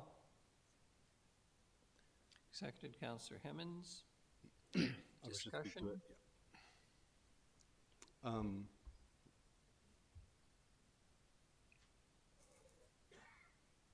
Councillor Gesselbrock or Councillor Perino? Okay, yeah, I'd like to propose a very minor amendment to the conditions of rezoning, and I'll just put it on the floor. That the conditions of rezoning be amended so that 10%, roughly $40,000 of the community amenity contribution be directed towards restoration efforts on the adjacent wetland and water course. There's a seconder. Councillor Manley? If I could speak to it? Yes. Basically, as part of the community amenity contribution, we were going to put the entire amount towards our Housing Legacy Fund, which works towards securing supportive housing and other housing initiatives. Extremely important. I think that given this new development being right beside the Cat Stream, which it excitedly had coho running up it, it is extremely dilapidated water course in the city. It's been long neglected, and there's a lot of community efforts to restore it, and I think it's a point of pride to be able to have salmon spawning in a very urban stream. And I think 10% of the community amenity contribution to help support those efforts could go an extreme long way and not really detract too much from the money that we're contributing to the Housing Legacy Reserve. Thank you. Thank you. Councillor Perino, and then Councillor Hemmons, and then Councillor Armstrong. Your Worship, I'm confused. I thought we were talking about number 4. And now we're on to the community. So are we adding that as part of this? Yes, securing the conditions of zoning. Okay. I'm not against Councillor Gesselbrock's amendment. I don't have a problem with that. But the question I have is actually about this. Is this then restricting access only? No. That's the piece that's still confusing for me. That will be a That is a separate. So why have it in here then? Your Worship, To take it. That's the piece for me that I'm struggling with, because. Go ahead. I'll let you answer first, and then I'll make my comments. Sorry, Mr. Sims. That's Mr. okay. Sims. Your Worship, thank you to Councillor Perino. On page 45 of your agenda, there are the conditions of rezoning. Yes, I've got that. That's why I was asking about the number 4, whether or not we needed to even have it in the rezoning when we've got it later on as part of the conditions at the time of the development part. So just so that it comes now instead of at the development. So Councillor Gesselbrock's proposed motion is to item 3 of those conditions of rezoning. Okay. Of the community amenity contributions. Yep, 10% got that. towards. So that's what you're voting on now as part of Number 4. recommendation number 4. Okay.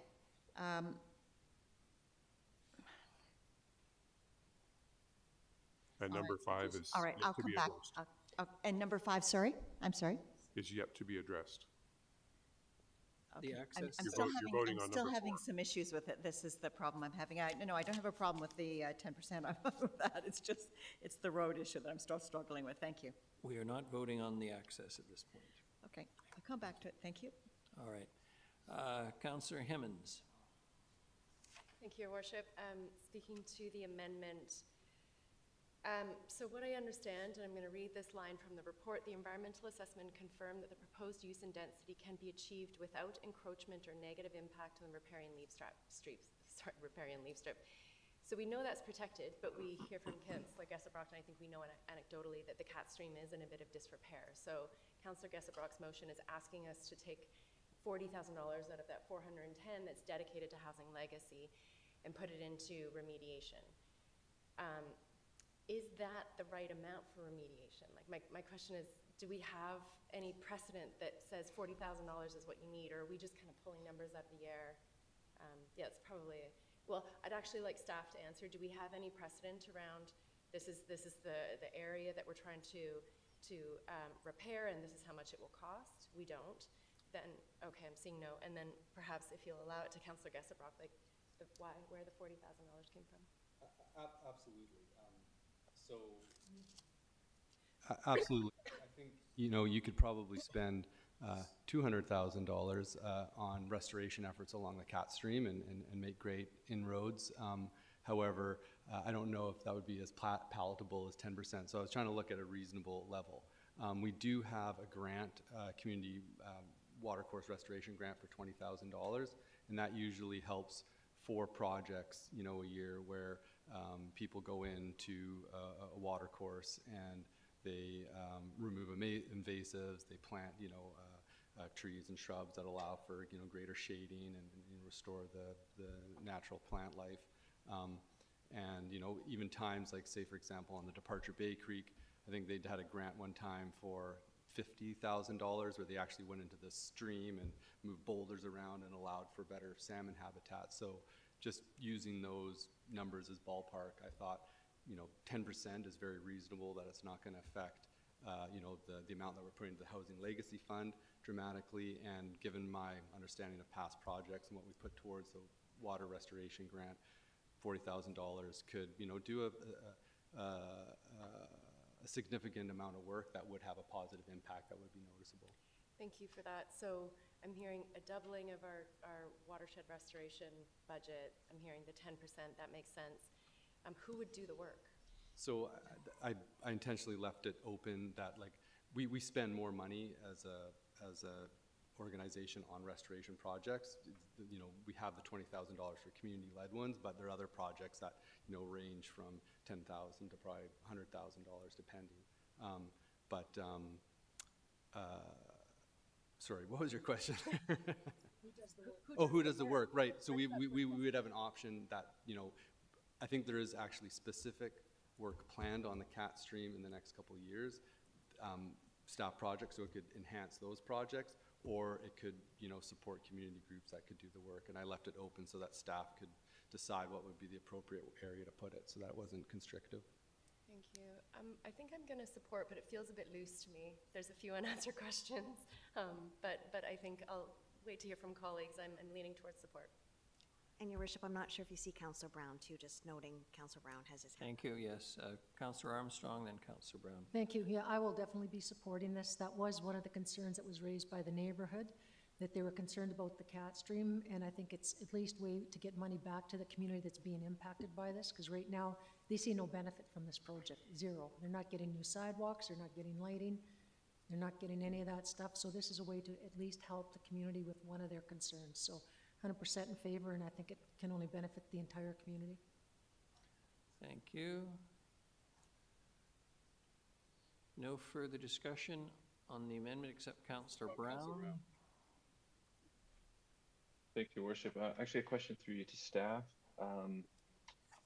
Our policy aims to give guidance on community amenities contributions and around the dollar amount, but also the amenities. But it speaks to pretty heavily and historic practice, just in general, around negotiation with developers, and I'm just want to make sure with staff that this is on side, because it's not really a negotiation at this point.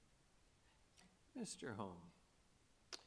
Thank you, through your worship to Councillor Brown. Yet typically, I mean, it's definitely a little bit unusual, but the general amount is consistent with the city's community amenity contribution policy. The change to where it be directed. I mean, I guess I would have to say that's something that we'd have to speak with the applicant about. I mean, what was arrived at was what was negotiated with the applicant as far as the Housing Legacy Reserve contribution. It would really be a question to the applicant, but obviously, in general terms, improvements to the environment, the natural environment, would be within the policy expectations. Obviously, there's a strong preference, and in this case, the developer was agreeable to 100% to Housing Legacy Reserve. It would be a question to the developer whether or not they were agreeable to this change, but in reality, it's ultimately council's decision. They could come back and argue that they're not agreeable with it after the fact, but we can have that conversation with the developer. But the amount would be as expected, and both still going to causes that are in line with the community amenity contribution policy. Okay, I'm going to reluctantly support this. I think it's a thoughtful use of these funds. However, I think the precedent frightens me just a little bit, because I think it's actually putting developer proponents kind of in a bind a little bit around, not actually being able to have a conversation about it. And at the end of the day, community amenity contributions aren't necessarily required for rezoning. So I will reluctantly support. Thank you very much. Vote on the amendment. All those in favor and any opposed? None. Motion carries. We're now on to the traffic consideration, if I can call it that. No, Ms. so first, sorry, Your Worship, you need to vote on number 4 as amended, the whole. As amended, yes, sorry. Number 4 is amended. Moved Councillor Hemmens, seconded Councillor Armstrong. All those in favor and any opposed? Do you want me to move the next one? We're going to do the... That council directs staff to secure a restriction on driveway access from the property to Wharton Street and Georgia Avenue as a condition of zoning amendment bylaw 2025, number 4500.236, prior to final adoption of the bylaw. Second discussion on this, Councillor Prino. I'll try this one again. Thank you, Your Worship. The struggle that I'm having is I have some family that live in this area, so I've been using both 3rd and Howard quite a bit recently, and both roads are busy. My concern is that staff give us their best direction that they think is the safest, and I'm very hesitant to change it. Not that I don't disagree that that this is maybe going this direction is the better way. I struggle with making changes on staff at the final hour after so much work and dedication to whether or not this is the best move forward. I'm uncertain. I'm really uncertain. I'm very much against going against staff who've spent serious time reviewing this at length and deciding what is the best and safest way for the traffic to go through. And so now we're going to change it on them because we feel it's better. Not that I don't, I can see you, Mr. McRae, I get it. I understand both of those roads, both Howard and 3rd, are busy roads, but I'm very hesitant to go against staff recommendation. Thank you. Councillor Armstrong, then Councillor. Thank you. I understand where you're coming from. However, from my perspective, I think the 3rd Street is safer. It's not going onto a very steep hill. It's not putting traffic through a residential neighborhood with ditches and no sidewalks. And as I said earlier, this council had no problem putting thousands of vehicles, new vehicles, from the 3 new developments on Mitchell Drive onto Mitchell Drive. And we heard that this is going to be a complete street too, so I don't see any difference between the two. I think, as a matter of fact, I was the only one that actually voted against that one at that time because of the number of vehicles. So for that reason, I think it's a much better proposition for everybody and much safer than going on to a blind hill. Thank you. Thank you. Councillor Hemmons and then Councillor Thorpe. Thank you, Your Worship. I'm not going to support this. I said this at our first reading that I have a really difficult time. I'm not a traffic engineer, and so when the traffic engineers come and say, this is where we think it should go, it's hard for me to question that, even though I'm hearing clearly from the neighborhood, the people who live there, that it's going to be a burden. Density always comes with pinch points, and this is exactly where we want density. It's close to the university, it's close to downtown, it's close to the hospital. Yes, yes, yes. Wharton is this, I've spent quite a bit of time in the neighborhood. It's this beautiful, sleepy little street with, yes, no sidewalks, big ditches. I don't know who planted the garden in the ditch. It's one of the most beautiful gardens I've seen in Nanaimo. I'm also considering that capital project on 3rd, and if we don't go with staff recommendation here, we're likely looking at changes to that, and that will have cost implications. My understanding, that includes moving a bus stop. I understand from the traffic assessment that trying to get people to go left and right is nearly impossible because of that hill and people coming down that hill as it crests Fitzwilliam. We don't want people kind of stopping and having to turn left, so that makes it the opportunity being a right in and right out. The road width, I understand from the assessment, we'll have a very difficult time accommodating the medians that are required to accommodate that right in and right out.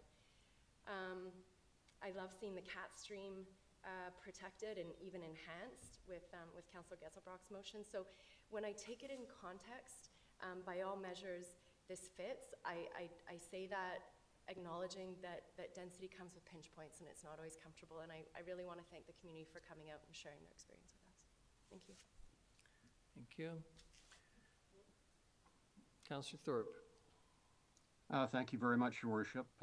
Through you, I've been listening to the discussion with great interest, and some excellent points have been made. As has been pointed out, there's going to be problems with access, whatever option is chosen or options.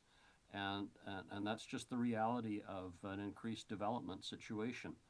But on the whole, I have to side with Councillor Perino on this. We have skilled staff who are the experts in this area. They've put great thought into the report that they've put in front of us. We may personally not see the same logic that they do, but I have to take their expert opinion as something more worthwhile than my uninformed opinion. So it's going to be tough either way. There are going to be pinch points, but I am not going to support number 5 as it is. And I think the reason, as has been stated by Councillor Perino, is that we need to rely on the expertise of our staff. Thank you. Thank you very much. A council debate is amongst council members, but I'd be less than candid if I didn't acknowledge that obviously when we have a room full of interested citizens, our remarks are somewhat directed to the people in the audience. And I want to explain why I won't be supporting this. I live in a street my wife and I have for 42 years, same house. 1,600 cars a day plus go up and down that street. Raised our kids there, understand the frustration and concerns. The buses go down it, their brakes wake me up every morning. I accept that as part of the joy of living in the neighborhood I do. Nanaimo is a changing and growing community. We have a shortage of rental accommodation. Not every development gets approved by this council, but many of them do. What I have learned, both doing a little bit of personal injury law in the old days and having been in this council now for 6.5 years, is that every time you create another access by road onto another road, you're creating another opportunity for more accidents and risk to the public. The reality is that shifting traffic onto one road as opposed to creating another access road onto Third Street is, with respect to the concerns that have been raised, the safest approach from a traffic safety perspective. I'm conscious of the fact also that this council received an incredible number of emails and comments about the building of the apartment building at the end of Beach Drive, the last property on the left as you descend Brecon Hill to the ferry terminal. It was going to be a neighborhood disaster, there would be accidents. That's a neighborhood, by the way, that has no sidewalks either. The building has been finished, the building is completely occupied, and candidly, and I don't mean to be disparaging, we haven't heard a peep from the neighborhood. There have been no concerns raised by it. It fitted into the neighborhood, and it is a more substantial building than the one that is proposed here. So for that reason, as much as I appreciate your concerns, none of us have a right to, how shall I say, a certainty of neighborhood for the whole of our lives and the time we live there. We have to consider the generations that follow us, our own children.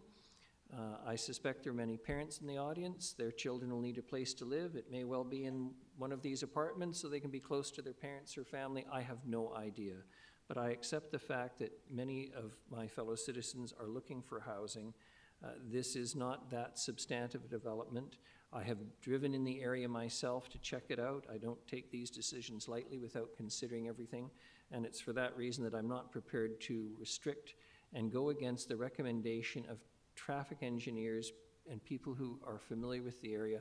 There is a time, as Councillors Perino and Thorpe and Councillor Hemmons have also pointed out, we have professional staff. That's why we do it. A decision that runs counter to that would be what I will call a political decision, not a decision based on what I will call the sensible approach of the experts who know what they're doing. Traffic engineering is not some new study that dropped out of the sky into the university curriculums a couple of years ago. It's been an ongoing profession for decades, and I respect that. Councillor Gesselbrock. Thanks, through your mayor. Yeah, this is a tricky one for me, and you know, I think it is really important when staff make the recommendation, and you know, follow that most times. On this particular one, just the amount of change that's, you know, we're putting in a much higher level of density right in this spot. We're going to be redoing 3rd Street. You know, we can figure out how to accommodate an entrance into that area and without having to dramatically change the flow through on an already very established neighborhood. And so it just seems to me that we can accommodate, you know, the neighborhood and put an access in that will work off of 3rd Street. That is going to be completely new anyhow, and so traffic flow and pattern will get used to whatever that's going to be there. So I'm inclined to support the motion on the floor. Thank you. Thank you very much. The motion is to restrict the access of the Georgia and Wharton, which means 3rd Street basically. So all those in favor of the motion, Councillors Armstrong, Gesselbrock, Manley, Eastmere and Brown, and those opposed, Councillors Hemmons, Mayor Krogh, Councillor Perino, and Councillor Thorpe. The motion carries. Thank you very much. The next is consideration of postponed, Ms. Gurry, sorry. Yes, it is past 9 o'clock, isn't it? All right, we'll take a 10-minute break only, please. We have a lot of fear for the future of Terminal Avenue. That fear? Nothing will change, and the challenge of achieving an active and attractive gateway to Nanaimo is insurmountable. Those fears were heard, and the challenge accepted. Today, we're reimagining Terminal Avenue as a walkable, green, and beautiful downtown street.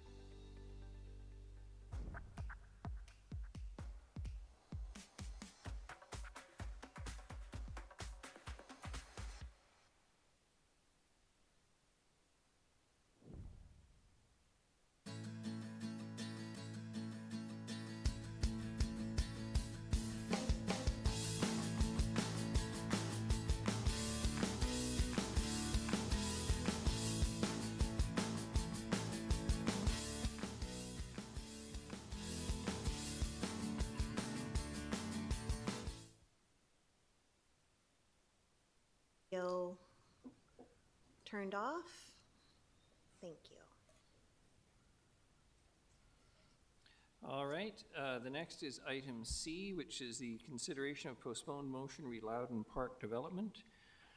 We have a number of delegations, and the first one is Craig and Kate Rutherford. If you could come down, introduce yourselves.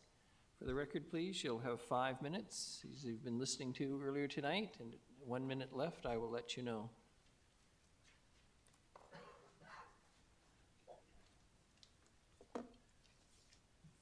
So, just Craig Rutherford, just to be clear. There's no Kate here. My name is Craig Rutherford. I'm currently the president of the Long Lake Flatwater Training Center Society. I'm also a former head coach of the Nanaimo Rowing Club and a former club manager of the Nanaimo Canoe and Kayak Club. So it's safe to say I've been involved in this project for a long time. When I first heard about it was actually when I was a high school rower in Nanaimo for the club. And we were going through, and it was sort of the first public engagement in a long time with the city on board. And was going through that, and when I sort of left for university in 2007, I was quite excited because I figured by the time I was done my degree back in Nanaimo, there'd be a new boathouse I could row at for basically the rest of my life. Luckily for the club in the city, it took me about 7 years to get my undergrad degree. Unfortunately, even after those 7 years, there's still no boathouse. As we know, there's still no boathouse today. Clearly, as a society, the Long Lake Flatwater Training Society is fully in support of any upgrades, any enhancements, both for the rowing and paddling clubs, as well as for the community in the park. As people that spend countless hours every year in that park, I think we have a pretty good understanding of some of the challenges that are faced by the infrastructure that's currently there. Generally, as you council may know, the facility there is quite old. The washrooms are quite old. Everything's quite run down. The facilities that we have to currently store our equipment, which unfortunately is no longer as cheap as it used to be to get equipment for either sport, is outside with that equipment exposed to UV, snow, rain, hail, all those things. When you're having boats that people have generously donated, worked hard, collected bottles, things like that, and you're seeing them get unnecessarily destroyed by the environment, it definitely brings a lot of passion from the people that are involved in that. Some of the members of both clubs have seen boats destroyed that they paid money for long before it should have happened, from tree branches, things like that. The big thing with us is we want to support a whole community in the park, make that park more viable, more active. Other than 2 or 3 months in the summer, generally we're the only users in the park other than a few people walking dogs. We would love to have more people in there more often, taking part in programming, being a member of the community. And for us, the big thing is having that happen soon. Like I said, I've been involved in seeing this project happen since the early 2000s, and it still hasn't happened. So the big thing for us is seeing something done, anything done. Because we're at the point where it seems like we're just going a little bit back and forth in the society, and it's hard to get like that final push from our membership, grow our programs, get that excitement, because that's what we want to see for the park and for Nanaimo, especially considering we want to expand our programming. One of the areas that we've been trying to get into for years is para-sports for both clubs. Our current facilities and the park facilities are not accessible. The rowing and paddling dock does not even have a paved trail to it. We're going over tree over tree roots, dirt path down to the dock. Most of the time our equipment's going through the playground as well. 1 minute. So the big thing for us is something needs to be done.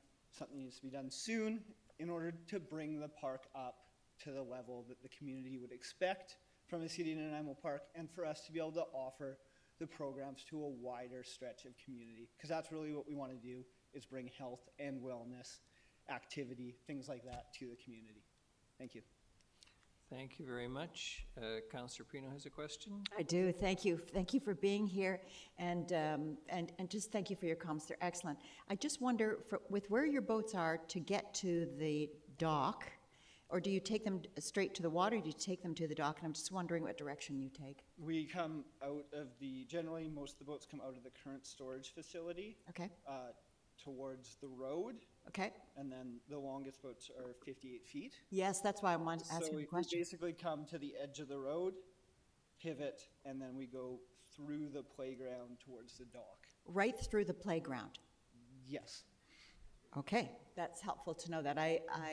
Yeah, and over the tree branches or tree roots, and yeah. Yes. Thank you. Thank you. Thank you. I'm not seeing any other questions for the delegation. Much appreciate your attendance tonight. I was tempted to ask how old you were, but I did the math myself. The next is Daniela? Or Danalia? I'm not sure. Danalia, thank you. Danalia, thank you. If you could just introduce yourself for the record, you'll have 5 minutes, please. Respected Mayor and Council, thank you for the opportunity to speak. My name is Danalia Castell, and I represent the Save Loudon Park campaign. We're grateful for your reconsideration of Plan A earlier this month, which preserved the cherished green space and 29 mature Douglas fir trees at the heart of Loudon Park. We are here to ask that you defer approval of the current modified version for option B that is up for consideration tonight, because we believe that there's a more generative direction, one that better meets the needs of all users while protecting the ecology and character of the park for future generations. Whoops, excuse me. Loudon Park is a rare gem in Nanaimo. It's a convergence of land, water, trees, and people. Its waters, sandy beaches, and over 40 mature Douglas fir trees offer calm and nature connection in the midst of our increasingly busy city. This narrow strip that's been protected since as far back as the 1870s remains the only public access to Long Lake and hosts 7 types of water recreation, including 2 paddling clubs that have supported youth and adults for over 20 years. People are drawn here, that's a fact, because it's alive and it serves public recreation, elite sport, and quiet reflection equally. The recent surge in public engagement, as evidenced by the 1,900 petition signatures, confirms that Loudon is extremely important to the public. And we believe that with thoughtful upgrades that honor the land and include all users, it can continue as a refuge and grow into a thriving hub for water sports and wellness. Since the May 5th meeting, I've had the opportunity to connect directly with some of the paddling club members at the park.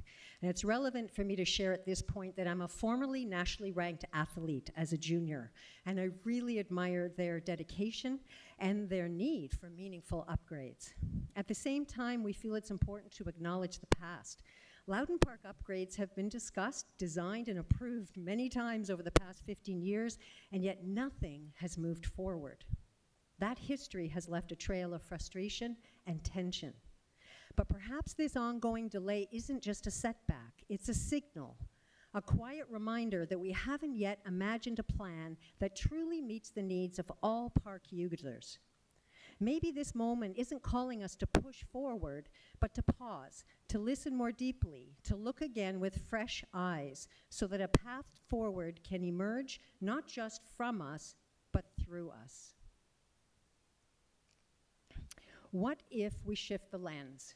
What if, instead of squeezing more infrastructure into the park's already limited footprint, we look to its edges and we ask, where can it grow?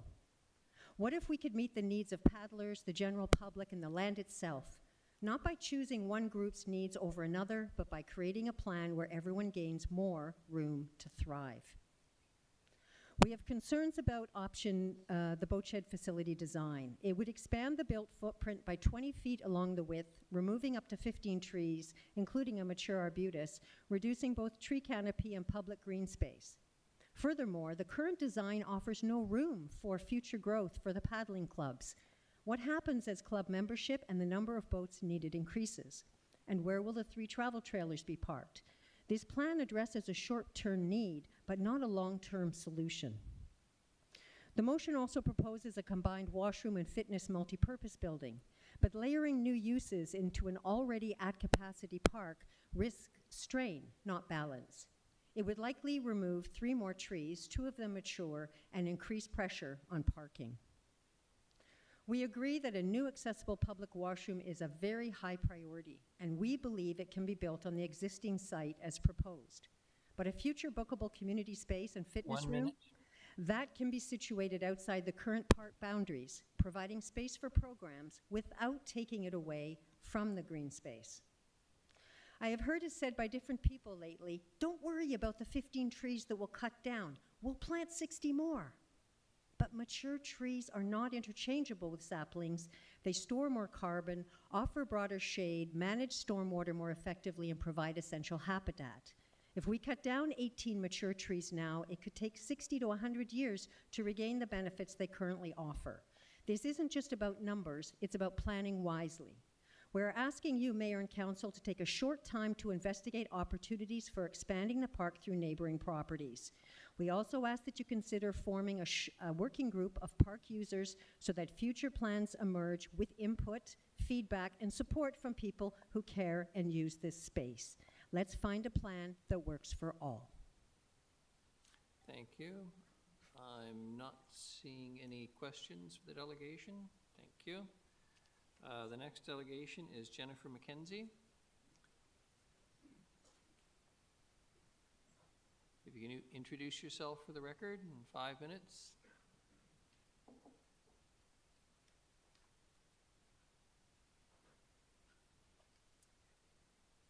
Hello, my name is Jennifer McKenzie. I would like to share some of my time with another parent that has a child who is a para-rower. If it would be possible to share just some of my time with him, if that would be okay.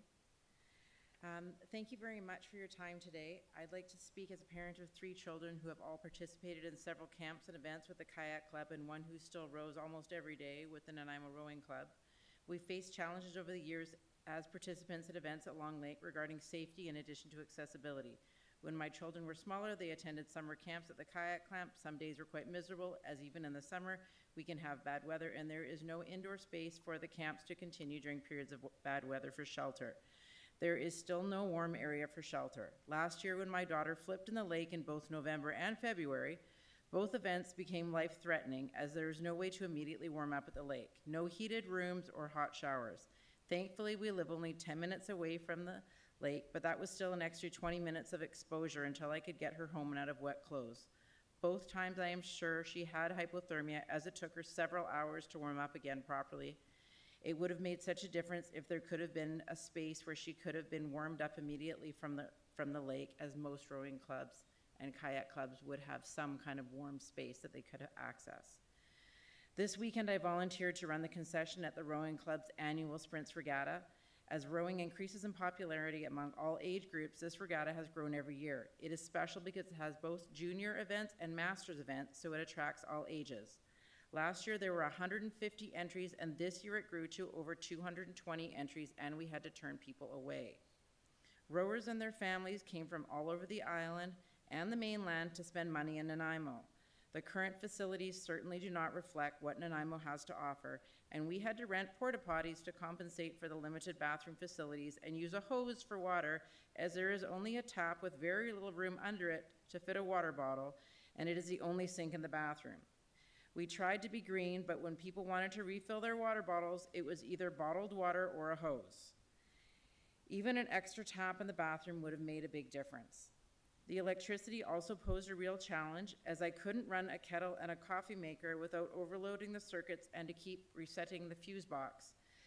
It would have been wonderful if we could host more events and draw more visitors to Nanaimo with ease and showcase what Nanaimo truly has to offer.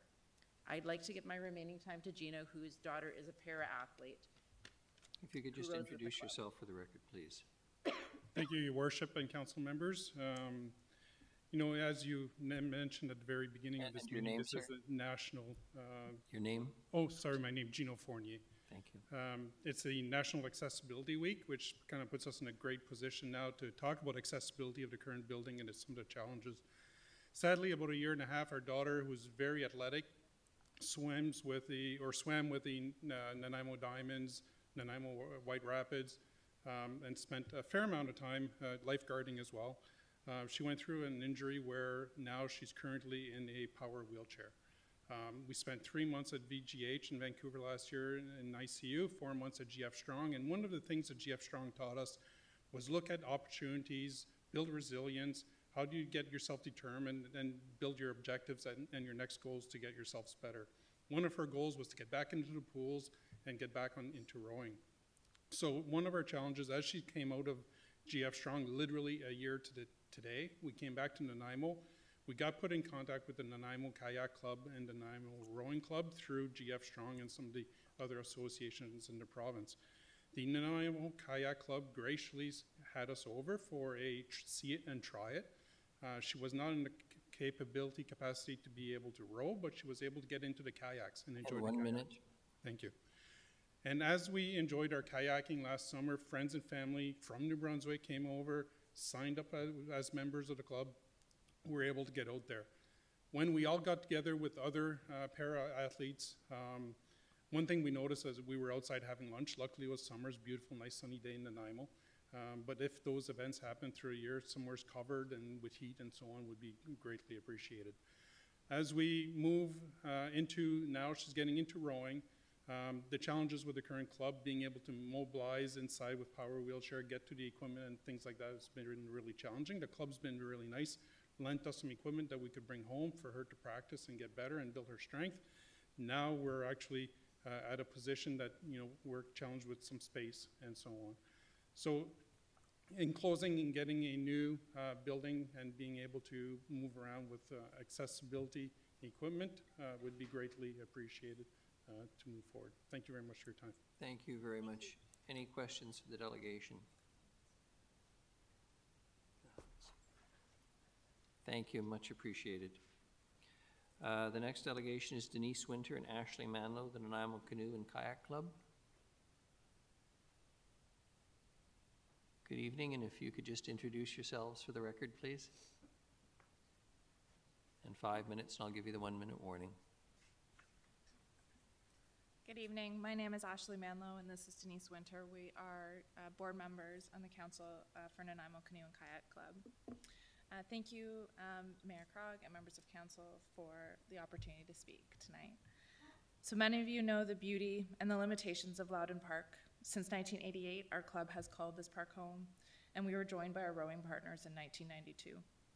For decades, passionate volunteers, members, and dedicated athletes have made the most of a facility that no longer meets the needs of its users or the broader community. Plans for a new boathouse began back in 2000.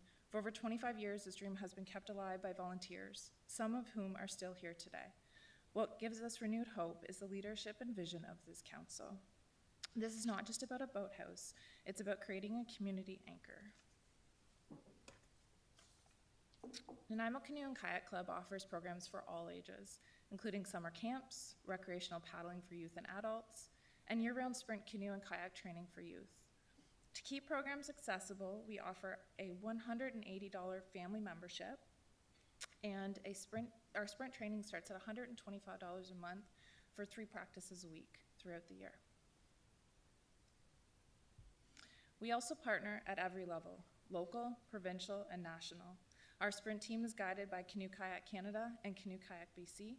This year, Canoe Kayak BC is hosting a provincial development camp at our site, bringing together athletes from across the island and the province.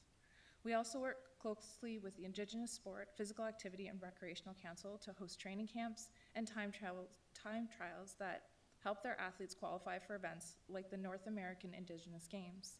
In addition, we create accessible day programs for many partners you see here on the slide. And last year, we trained our board and staff to better support participants with mobility challenges and hosted multiple adaptive paddling sessions at Long Lake. However, we don't just stay on the water, we're active in the community. We participate in multiple events as listed here, where we were able to bring multiple boats for community members to try out and have some fun. We also hold a variety of school trips throughout the year to give students a chance to try various boats, from recreational kayaks to sprint kayaks and canoes, and to our big Voyager canoes as well. Our club is mainly volunteer-driven. Our board is made up of parents, paddlers, and people who are deeply passionate about the sport. Volunteers handle everything: program planning, hiring, fundraising, grant writing, safety, boat maintenance, and more. We have one part-time coach for our sprint program. The rest of our staff are seasonal and partially funded through Canada Summer Jobs Grant. Last year, we served over 1,100 participants throughout the community, and we continue to further our reach. To grow and continue building Paddlers for Life, we need more than a shed for boats. We need a warm indoor space, a place where youth athletes can dryland train during the winter months and recreational paddlers can gather, extending their season beyond the summer. This would allow us to offer more consistent programming, build community year-round, and provide safer, more supportive conditions for everyone involved. We imagine members sharing a meal after practice, yoga classes overlooking the lake, or local groups hosting workshops and celebrations. We envision a space that's welcoming, accessible, inclusive, and active year-round. This isn't just about sport. It's about health, connection, and pride in our city. Though the building is important to our clubs, the project impact goes beyond this. The previous plans included park-wide improvements, a new playground, better trails and beach access, and replanting of native vegetation and trees to sustain the environment we all cherish. Improved park design will also give paddlers safer access to the dock without navigating uneven, debris-covered ground, while also ensuring park visitors can enjoy the space without disruption from boat traffic. This facility would be a hub for recreation, environmental stewardship, and leadership. It will serve people of all ages and abilities, now and into the future. So we respectfully urge you, let's invest in this vision. Let's build more than a boathouse. Let's build a space where leaders grow, friendships form, and futures are shaped. Thank you. Thank you very much. Any questions for the delegation? Appreciate your attendance tonight. That is it for delegations. We are on to the consideration of the postponed motion. Yes. Ms. Gurry? Yes, thank you, Your Worship. So the motion that is on the floor now is the motion that was deferred to this meeting from the last meeting. So there's a couple options for council. Council can consider this motion, and or I'm not sure if there is another option that Councillor Brown might wish to make, and I think he does, Your Worship. Councillor Brown? Thank you, Your Worship. First of all, just before I move it, the language is very important. It's borrowed from our procedure bylaw, and I just don't want any conclusions to be drawn from that. So I would move that the current motion on the floor be postponed indefinitely. Seconded, Councillor Armstrong. And I would just say that postpone indefinitely is language borrowed from the procedure bylaw. That's not in relation to the project. I just want to make that absolutely clear. Unfortunate in this case, and what that essentially, if it passes, is it just removes it from from consideration and is essentially defeated. But we do have the motion on the floor, and it's the cleanest way to deal with. Ms. Gurry. Yes, thank you, Your Worship. So procedurally, Councillor Brown is moving to postpone this motion indefinitely, which then just erases it from the book should it pass. Then council could make a subsequent motion should it wish to. So it has been moved and seconded, Your Worship. So If I'm going to speak to it briefly. I appreciate that this will not meet with universal approval because we have to move on with something else, and a lot of people have taken a very great interest in this issue. I might say for the record, though, that my position has not changed. I'm still an option A guy. I think one facility, one structure, an attractive public community facility is important, but I'm conscious of where we are at in terms of council's views on this and the rather tortuous road we've had to take. So I am prepared to support Councillor Brown's motion in the circumstances. Councillor Prino and then Councillor Manley. Thank you, Your Worship. Just to clarify, I also have not changed my position. I am in favor only of the original A project, or the first option. So I would be voting this down no matter what. However, the way Councillor Brown has brought this forward by voting in favor of his motion, we in fact get rid of what we've got on the table. So for that reason, I just wanted to clarify with people, I am still in favor of option A, which is the larger facility, but I will be voting in favor of this just to get it off the books. Thank you very much. Councillor Manley? Thank you. Yeah, I'm going to vote in favor as well. I think I'll follow up with another motion, potentially if somebody else doesn't, but that, you know, we see the need for a major redo at Loudon Park, and there are a lot of competing visions, and I think that there are options here that we can look at that will satisfy a lot of different needs and interests in the community. Thank you. Thank you very much. If there's no further discussion, all those in favor of the motion to postpone? Any opposed? None. Motion carries. Thank you very much. And Councillor Brown still has his hand up, Your Worship. Sorry, Councillor Brown, back to you.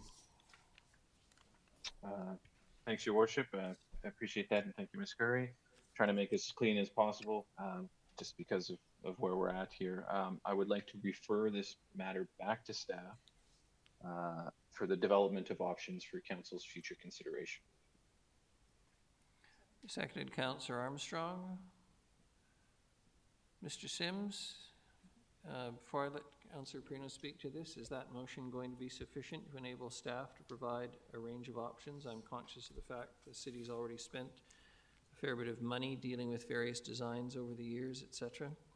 Thanks, Your Worship. But dealing with the designs, it's probably appropriate to continue to take the ones off the shelf that we have, dust them off, and take the input that we've received from council and from the community, and return to council at a future date with a revised budget and a revised scope of work that meets council's objectives and the community's objectives.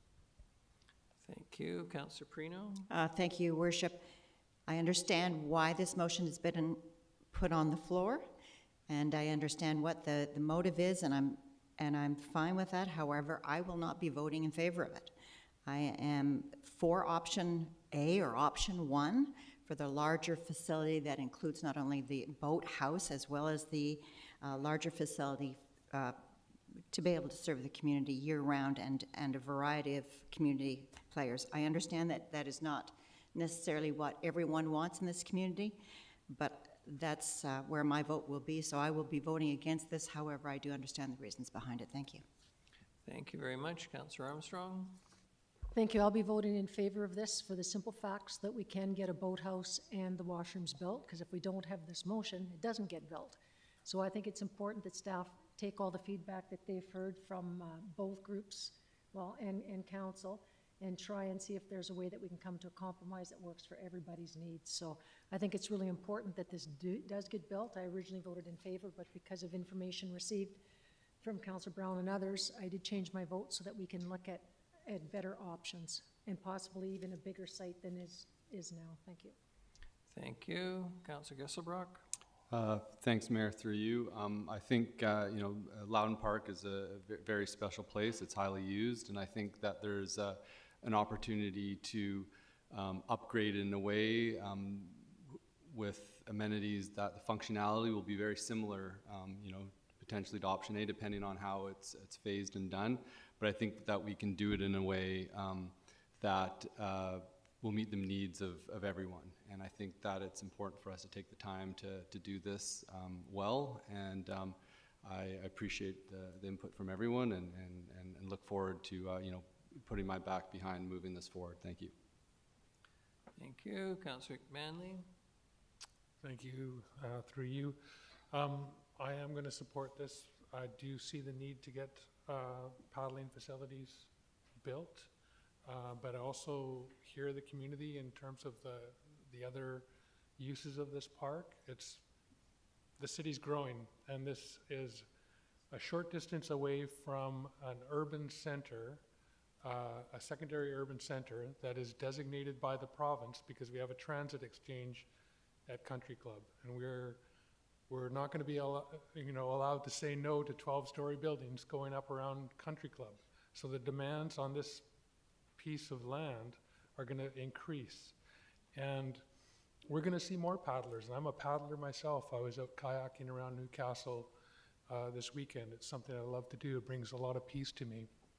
And I see the importance of that for youth in the community. And I do want to see a good facility built that meets the needs of the community and a growing community. So let's do this. Let's get it right. Let's make sure that the community is behind what we do. Thank you. Thank you. I'm very tempted to vote with Councillor Perino tonight, but I'm not going to. But I'm confident that staff will come back with a report that will be extremely fulsome so that the public will understand completely why various other plans have had to be changed or adjusted, whether it be set back from the high water mark as Long Lake does fill up with water during the winter, unless we stop raining in the west coast of British Columbia entirely. Why it is not necessarily reasonable, I suspect, to believe that some trees are not going to come down to build the kind of facility we need. Why it is important that this community park not just be seen as a place for happy summer swimmers or walkers in the neighborhood, but for all of the people who were so nicely displayed tonight in the presentation of the Nanaimo Canoe and Kayak Club, who utilize this park year-round, involving hundreds of young people. I hate to say it, but there appears to be some division on this issue. I see a lot of young folks represented here, no disrespect, I'm a senior myself, but there are two different views of this. I see this park and the boathouse and related facilities as necessary to the encouragement of our youth in our community, and that is important to me. So having said that, I think it's time for us to finally vote on this, and as I say, I trust and hope that staff will give us a full range of options so that we'll be able, Councillor Thorpe in a second, the public will be able to understand all of the various reasons why designs have come and gone and why things have to be done potentially the way they are, regardless of what the option may be. Councillor Thorpe, the last word is to you tonight, please. Thanks, Your Worship. I just feel I should say something on this topic because it's something that I find very important in our current potential city planning.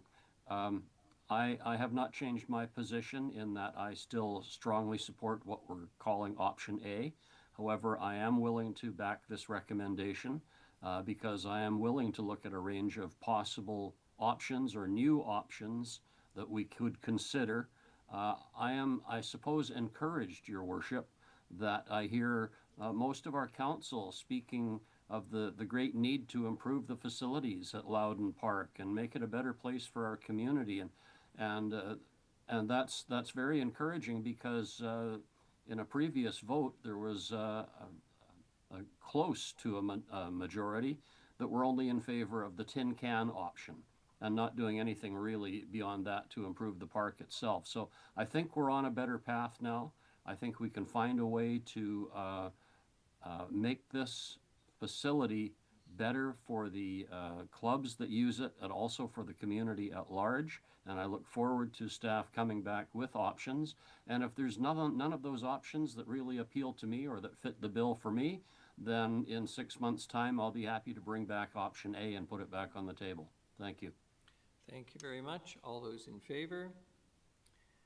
And any opposed? None. Motion carries. Pardon me, Councillor Perino opposed, yes.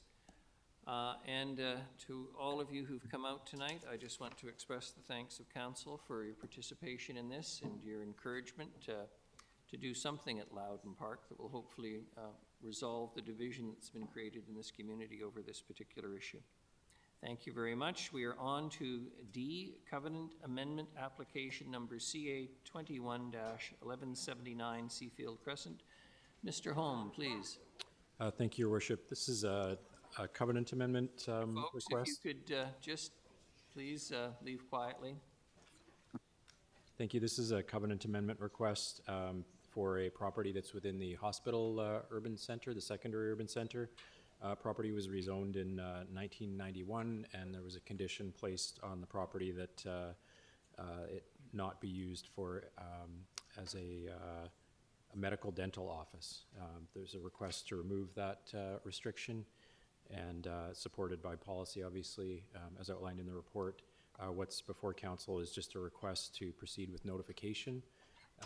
If this passes tonight, there'd be notification with respect to the proposed change, and then it would return to council for direction on the covenant amendment at that time. Thank you. Thank you very much. Recommended motion moved by Councillor Perino, seconded by Councillor Manley. Not seeing any discussion. All those in favor? Any opposed? None. Motion carries. The next is item E, repainting of the Nanaimo sign at Maffeo Sutton Park. Ms. Osborne, Ms. Breen, good evening. Been waiting a while. And Ms. Davis.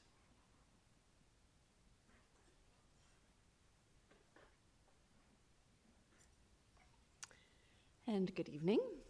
The Nanaimo sign was installed at Maffeo Sutton Park in April of 2021, and since then has become a very prominent landmark for our city. It was installed as part of a suite of downtown revitalization and public realm improvements identified by City Council in 2019. The sign undergoes seasonal cleaning, and full repainting was last done in 2023. In late April of this year, the letter O portion of the sign was vandalized with paint. Staff have worked to remove the paint and have had only moderate success with the letter O now requiring to be repainted. The purpose of this report is to provide council with options for ongoing repainting of the Nanaimo sign with specific considerations to the letter O. The repainting of the O represents an opportunity to consider the potential for some artistic renewal, as well as addressing operational considerations. The repainting also provides potential to reinforce the city's commitment to public art and inclusivity. The report speaks to the rationale and the process of working with the urban design roster for calls to artists as well as potential artistic applications. The recommendation before you is that council direct staff to commission a new design for the letter O for the Nanaimo sign at Maffeo Sutton Park through the city's urban design roster for 2025, and direct staff to explore the feasibility of establishing an annual public design call for future years. Tonight, Ms. Davis, Deputy Director of Parks and Natural Areas, and Ms. Breen, Manager of Culture and Events, are here to answer any questions you may have on this topic. Thank you very much. Councillor Armstrong. Thank you. You know, this obviously was on Facebook a lot, and I monitor that, and there was a lot of people that really would like us to use the waves that we see already in our reports up there, which is really our Nanaimo symbol. Has there been any looking at doing that? Like, first of all, it'd be a lot cheaper. We wouldn't have to go through people vandalizing it because it's accepted, and it's also a good way to brand our city, because if we keep changing things, we keep changing our branding. So I was just wondering if we looked at that option. Through the chair, we hadn't looked at any particular option here. We thought this would be a good opportunity to bring this forward to council, knowing the importance of this sign and the way the community feels about it. Thank you. Councillor Gesselbrock. I'd like to put the motion on the floor if it's possible. And have it I'm going to suggest we have a tiny bit of discussion first, if that's all right. Is there anyone else who wishes to speak before Councillor Gesselbrock moves his motion? Councillor Thorpe, please. Thank you very much, Your Worship, and through you, if I may, I think Councillor Armstrong expressed an idea which was in my mind as well. When I read the staff report, this seems to refer only to options for the letter O. And one option is to repaint it the way it has been up to this point, which I will tell you quite frankly I would not support. And then it talks about you know, options for redesigning the letter O. Well, it's a letter O. And I think options are pretty limited. But what I would like us to consider, and maybe staff can make further comment on this, is what about looking at the entire sign?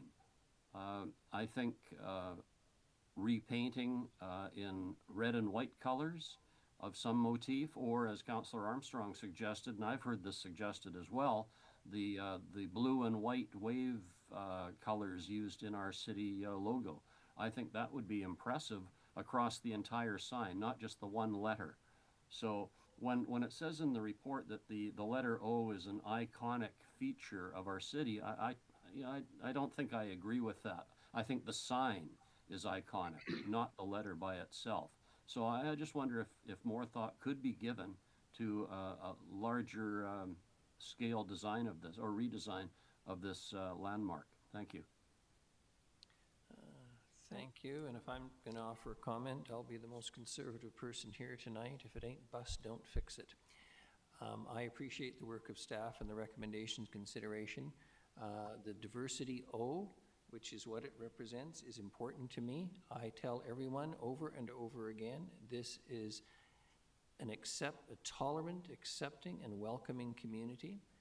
The only reason this is before us is because we have had, with great respect, and I won't use any other language than is appropriate, some bloody idiots who choose to deface public property, obviously, many of us assume, based on ridiculous views held by conspiracy theorists that somehow this council is controlled by or an allyship with the World Economic Forum.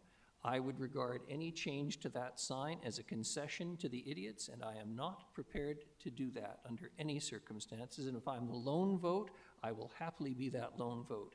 Now, Councillor Gesselbrock, I see Councillor Manley wants to speak now too, and he's welcome to do so, and then we'll let you move whatever motion you wish to. Thank you. Can't we just adopt the O into the UN logo, or maybe the World Economic Forum? Like, just go for it?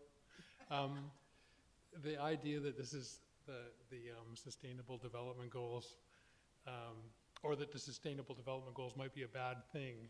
It's not the same number of color swatches as the Sustainable Development Goals, but I question, people who are opposed to this idea that healthcare, affordable food, nutritious food, access to clean water, good jobs, these are all things outlined in the Sustainable Development Goals, and to deface a sign because you oppose those things is a bit bizarre. I'm fine with whatever we do with the Nanaimo sign.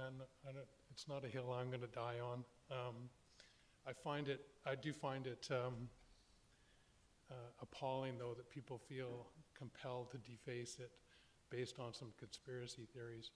I heard actually that we got $5 million in this city from the World Economic Forum, and I think if we're going to take a bribe, it should be for more than 2 kilometers worth of pipe. So I don't know what staff's doing if that's what we've settled for. Thank you. Let's hear from Councillor Perino. Don't believe any of that. Anyway, it's interesting. I read this and I wasn't against the option that staff have suggested partially because it's under $5,000. And I thought, I like that number by comparison to what a whole new sign would cost, even though I like Councillor Thorpe's ideas and Councillor Armstrong's, but I just think we need to be cost conscious. And this is not an old sign. It's not, if it was 15 years, 25 years older, I'd say, okay, it's time for a new sign, but it's certainly done a lot. So I'd be more in favor of supporting the motion that's on the floor, but I know Councillor Gesselbrock has a motion to go forward. So for me, it's about cost. Councillor Armstrong? That's exactly why I'm opposed to the motion, is because of cost, because every year you're going to have to spend $5,000 to keep changing, or maybe more if the paint doesn't come through. I just think this is an opportunity to brand our city, and it's non-conflict, like nobody I hear is against it.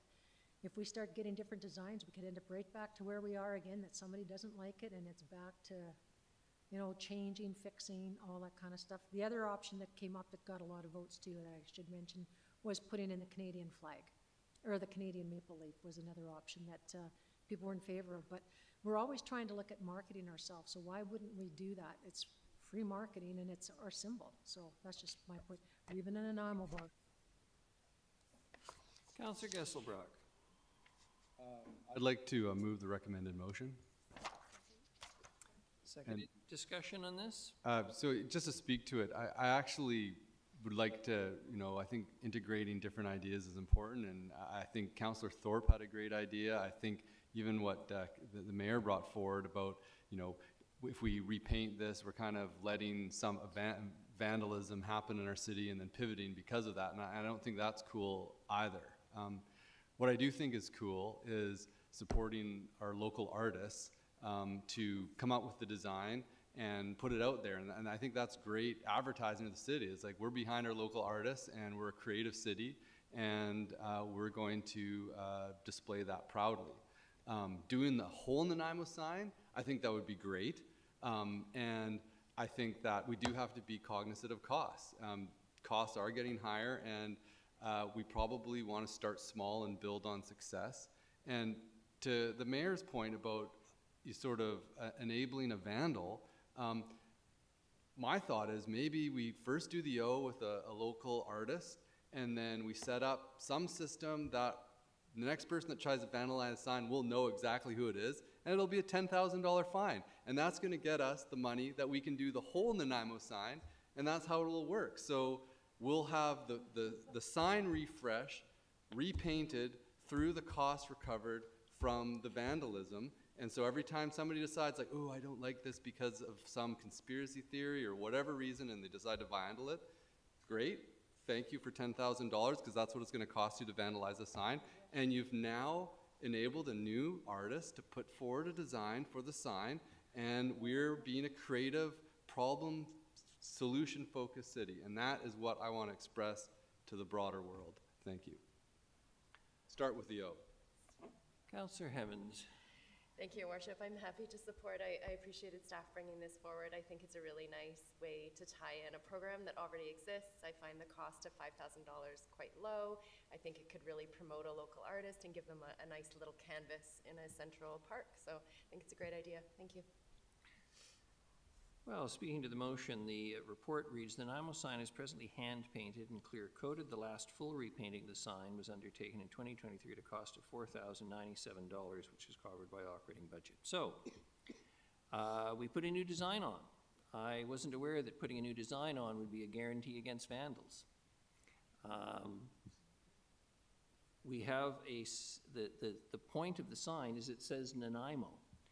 Is anyone really going to be able to distinguish between a Nanaimo sign that's painted blue and white in accordance with the entrance signs to the city? Is it going to make it more iconic? Is it going to make it cheaper to maintain?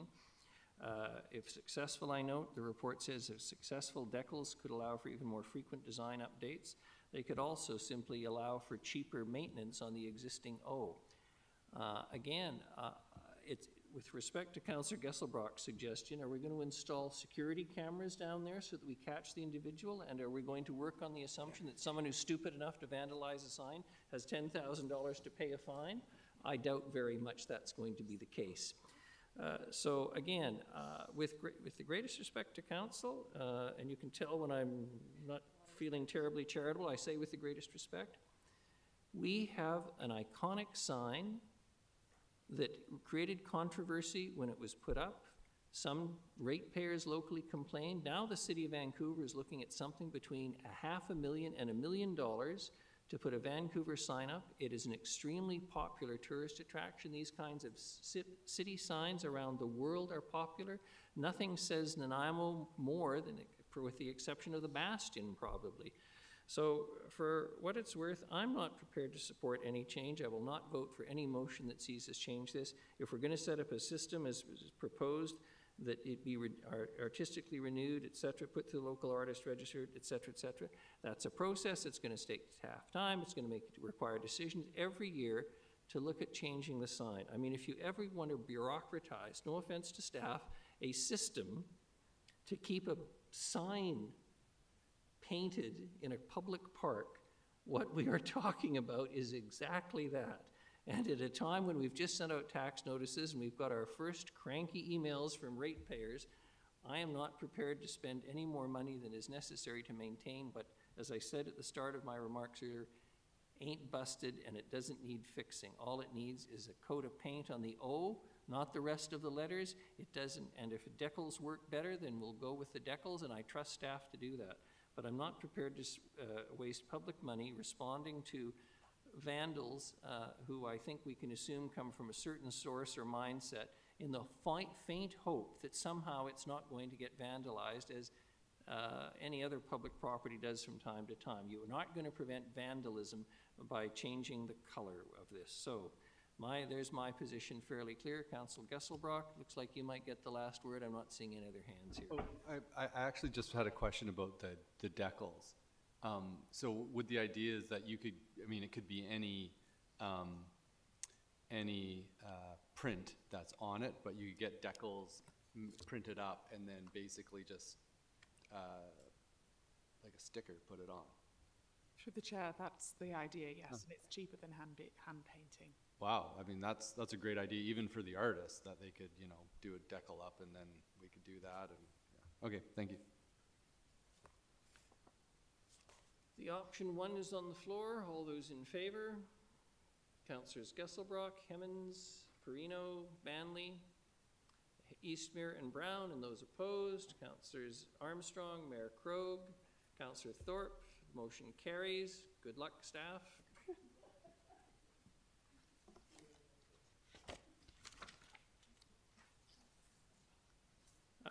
The next item is the form and character design guidelines. Mr. Holm, please. Thank you, Your Worship. I'll just try and be really brief on this. This was actually received at Governance and Priorities Committee, a draft of the updated development permit area guidelines. This is form and character development permit area guidelines, was received at Governance and Priority Committee in April. There have been a few updates, edits, and a bit of feedback to the guidelines. It's been incorporated in the final draft here, presented for Council's considerations. The guidelines went through two rounds of public engagement. They went to the Design Advisory Panel for input, as well as the Advisory Committee on Accessibility and Inclusiveness, as we heard earlier. What is proposed are a new set of guidelines that guide the review of form and character of commercial, multifamily, mixed use, and industrial development within the city. Currently, we have 9 different sources of documents for those guidelines, which this would consolidate that into one source. So much more clarity and consistency, easier for staff that are working with the guidelines, and much easier for developers that are and the public that are reviewing and applying the guidelines. What's also proposed here are amendments to the city's landscaping requirements, which are currently largely incorporated in the city zoning bylaw to provide greater clarity on the DP guidelines have been updated to provide greater clarity on expectations around landscape design. Proposed amendments would remove most of the landscape requirements within the zoning bylaw and actually allow more flexibility to allow the experts involved in the design of projects to respond to site conditions, so modernizing the landscaping requirements. So there would be a public hearing associated with the amendments to the zoning bylaw if the bylaw readings are approved by council tonight. And we're also, staff are also recommending endorsement of the draft development permit area guidelines. The guidelines are, I think, quite clear and quite attractively done, laid out. They mesh well and match well with the city plan as a policy document, and I think will support the city, will serve the city well going forward through design review on projects as we develop the city. Thank you. Thank you very much, Mr. Holm, and compliments to staff on this. It was a fairly major undertaking and an impressive piece of work. I'm not seeing any questions for Mr. Holm. Councillor Gesselbrock?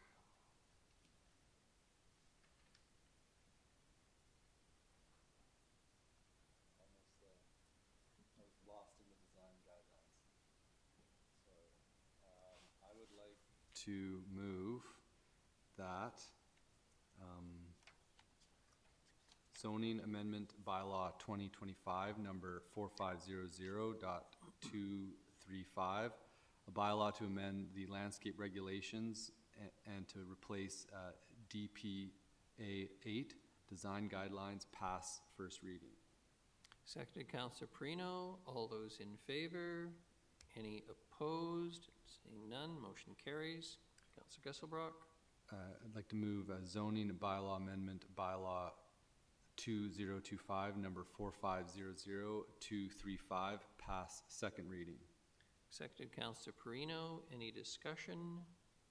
Not seeing any. All those in favor? Any opposed? None. Motion carries.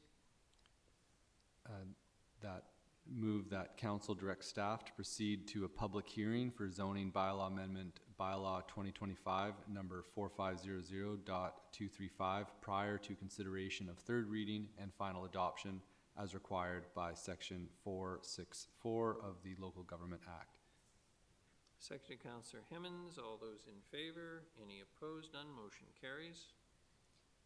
Move that council endorse the form and character design guidelines 2025 as attached to the staff report titled Form and Character Design Guidelines Project dated 2025 May 26. Seconded Councillor Hemmons. All those in favor? Any opposed? None. Motion carries. Thank you.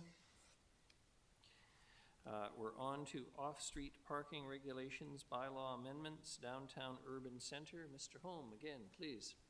Thank you, Your Worship. This item was actually resulting from, well, it's follow-up on direction from Council in December, and it actually relates to integrated action plan item to look at removing off-street parking requirements for all development within the, with all uses, sorry, within the downtown. So again, Council direction provided in December in alignment with integrated action plan priorities to remove all off-street parking requirements for uses within the downtown. Of course, the downtown's the city's urban primary, the primary urban center. It's a mobility hub. It's an area that's well served by transit and has improving cycling and pedestrian infrastructure. Obviously, much residential density and many uses and services and amenities. And what is proposed here is removal of the off-street parking requirements within the area identified as the primary urban center within city plan. The downtown area is also an area of the city that's got a well-developed on-street parking management program, and as well it has off-street public parking as well to support businesses and visitors in the area. What's proposed aligns well with city plan policy, could incentivize development within the downtown even further, and would on the I guess on the other side of that, it could increase obviously demand for on-street parking, and would have to be addressed through more careful and maybe additional municipal regulatory and enforcement of the on-street parking requirements in the area.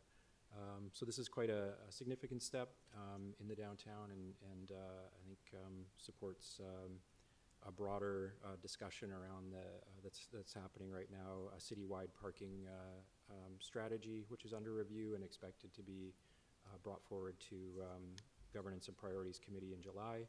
But as far as parking requirements within the city, this is a significant step to remove those requirements within the downtown, and happy to answer questions, but looking for Council's direction to proceed with that. Thank you. Thank you very much, Mr. Holm. Councillor Perino. A question, Your Worship, through you. Should this pass, the first, a motion for the first reading and the second reading, if those two were to pass, it says that direct staff to proceed to a public hearing. So I'm wondering, when would the public hearing be, and how do you notify? Do you notify everybody in the downtown core? This is a great question through Your Worship. So because of the number of properties affected, it would just be a broader notification, community-wide. So it's really broad community notification. And in fact, the public hearing is actually not a statutory requirement. Yes. The city, in its parking bylaw, at the time it was adopted in 2018, included a requirement to take any amendments to the parking bylaw for public hearing. So it's not a provincial statutory requirement. something that the council could look at removing as a requirement. It's a requirement the council put on itself when it adopted the parking bylaw in 2018. Okay, so how soon would it come back to the council? Sorry. How soon would the public hearing happen? To that question, it would be June. It would be June, okay. That would be the target. Okay, and when you say the broader, what do you do? Send out notices? Do you? There's web, social media, web advertising, Okay. newspaper, similar to the general zoning bylaw amendment, that it affects so many properties. Okay. That we'd advertise that Okay. broadly across the community. I know that we'll be putting, Councillor Gasselbrock will be putting these on the floor, and I'll be voting in favor of them, but I really do look forward to the public hearing and hearing from the public as to their views about this. This is an important change for us, so want to know how they're feeling about it. Thank you. Thank you. Councillor Gasselbrock.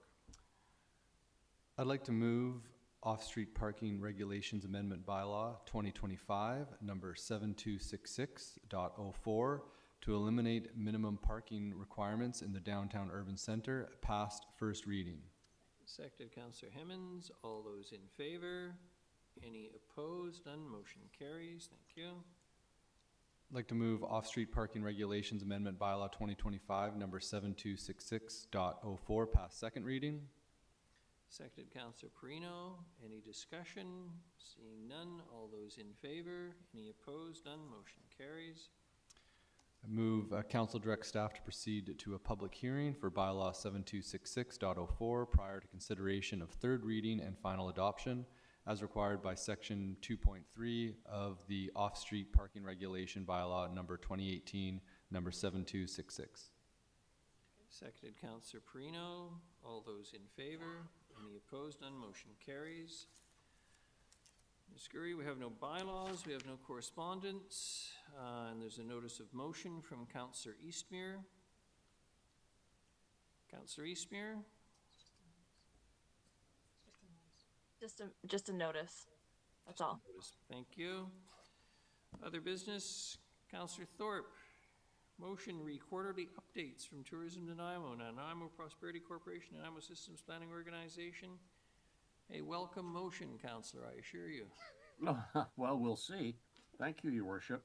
So my motion is that council require Tourism Nanaimo, Nanaimo Prosperity Corporation, and Nanaimo Systems Planning Organization to provide their future updates to council on a semi-annual rather than quarterly basis. I would like to speak briefly to it if there's a seconder. There's a second. Seconded. Councillor Armstrong, please. Thank you, Your Worship, then. It was my original motion to have these organizations report to us for council oversight, and I think that's very important. I have had discussions, though, with a number of people, and including councillors, who feel that quarterly is perhaps not necessary, that semi-annual would suffice. And my feeling is that these organizations now are well enough organized that semi-annual reports would be, in fact, sufficient. And I don't want them spending time preparing reports to council instead of doing what we're hoping that they are there for. But I would like to stress this, Your Worship, very briefly, that it would be my expectation that since council has invested significant amounts of money in funding all three of these organizations, that we absolutely need them to be accountable, and we need to feel that we are getting our money's worth from them. So I don't want to hear in these semi-annual reports, well, we're starting to gather data, or we're searching for partners, or we're wanting to work collaboratively. No, I want to hear, what have you done? What have you achieved? And that's my expectation from these reports. Give us your successes, tell us what you're working on, so we can judge how effective these organizations are for us. Thanks very much. Thank you very much. I'm not seeing any. Councillor Gesselbrock? Thanks, Mayor, through you. I just a question maybe to staff, but I mean, is there opportunity to like not have them all on the same night and break it up? Just like, it seems like we don't have many presentations, and then it's like all three on the same night, and all of a sudden it's 9 o'clock, and it's but maybe look at options of just sort of limiting the impact, and maybe it's not that, or just providing a time limit, like you can submit a written report with the highlights and maybe give us a 5-minute highlight on it. thank you. And then we can ask questions. Thank you. Just in response, originally when it was quarterly, we did look at that as, but it would almost be, with the meetings, the way they were happening, almost every meeting would require a presentation for the entire year. Semi-annually, it works out that the next set of presentations would be in November, which is around budget time, which they would be coming anyways. So it works out that November, all three of them, we would probably schedule on the same day at budget time. And then 6 months from then, if you didn't want them all on the same night, we could look at scheduling them. But it just, because the meetings aren't every Monday, it gets kind of spread. Absolutely. So. We have 5-minute highlights. Councillor Armstrong. I just wanted to add that we don't need to hear their history. We spend 5 minutes about why they were formed and this and that. We all know that. We just, like, I agree with what Councillor Thorpe said. What are your results? We already know that information, and it just takes up so much time. Thanks. Motion's on the table. All those in favor? Any opposed? None. Motion carries. Thank you. Ms. Gurry, question period.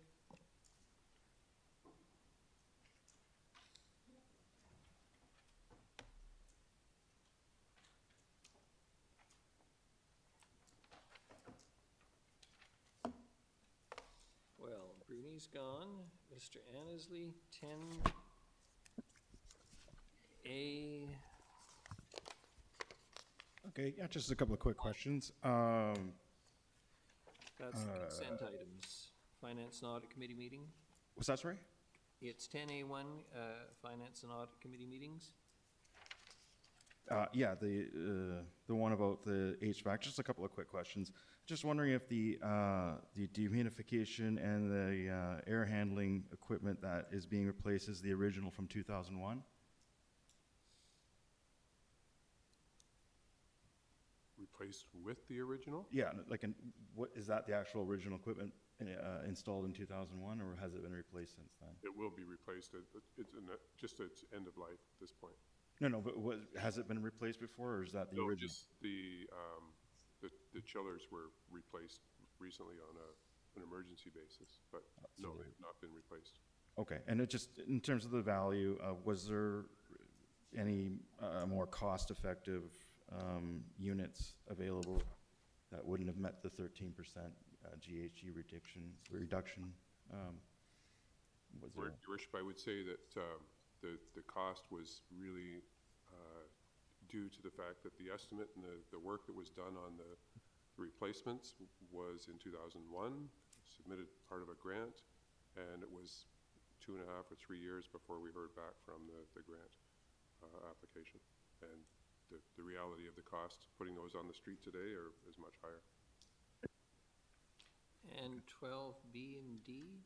Okay, 12B, this was just because I talked to the people that presented outside, just because we wanted clarification. So in terms of the 3rd Street development, is now for sure the route going to be going out in 3rd Street? Now that you've, they all thought what Councillor Armstrong's motion was to, the one to Morton was now off the table, so the developer had to go out to 3rd Street. Is that the case, or? That's the impact of it. The developer may not choose not to proceed, however. Well, I talked to him, the guy that represented it sounds like they're going to go back to that, but just wanted to make sure they said they weren't 100% sure of that, so they were pretty happy about that. Eliminated the possibility of access onto Wharton. Okay, so it's going to be on 3rd Street no matter what, even with the complete street. Okay. Last question, and this is a big one, because Councillor Manley just put this into record, that the World Economic Forum has given the city $5 million, and I wonder if that could be elaborated.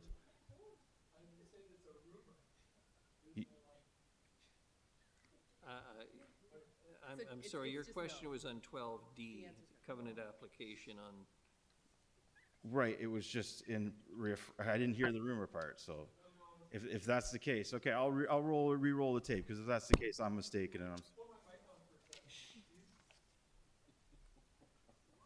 No, it was a rumor. I heard a rumor. Okay. And somebody read it on Facebook, actually, which means it might be true. I don't know. But no, it was a rumor that we got $5 million from the World Economic Forum. And I think it's kind of funny, actually, that somebody would think that $5 million would do anything in this town if you've seen the price of pipe lately. Anyway, yeah, a rumor and a joke. Okay, so that's not true. Okay, that's good. All right. No, I Don't think it's encourage. good I clarified that because I didn't hear the rumor. Thank you very much. All It right. is time for the motion for adjournment. Moved Councillor Prino, seconded Councillor Hemmons. All those in favor, any opposed? None, motion carries.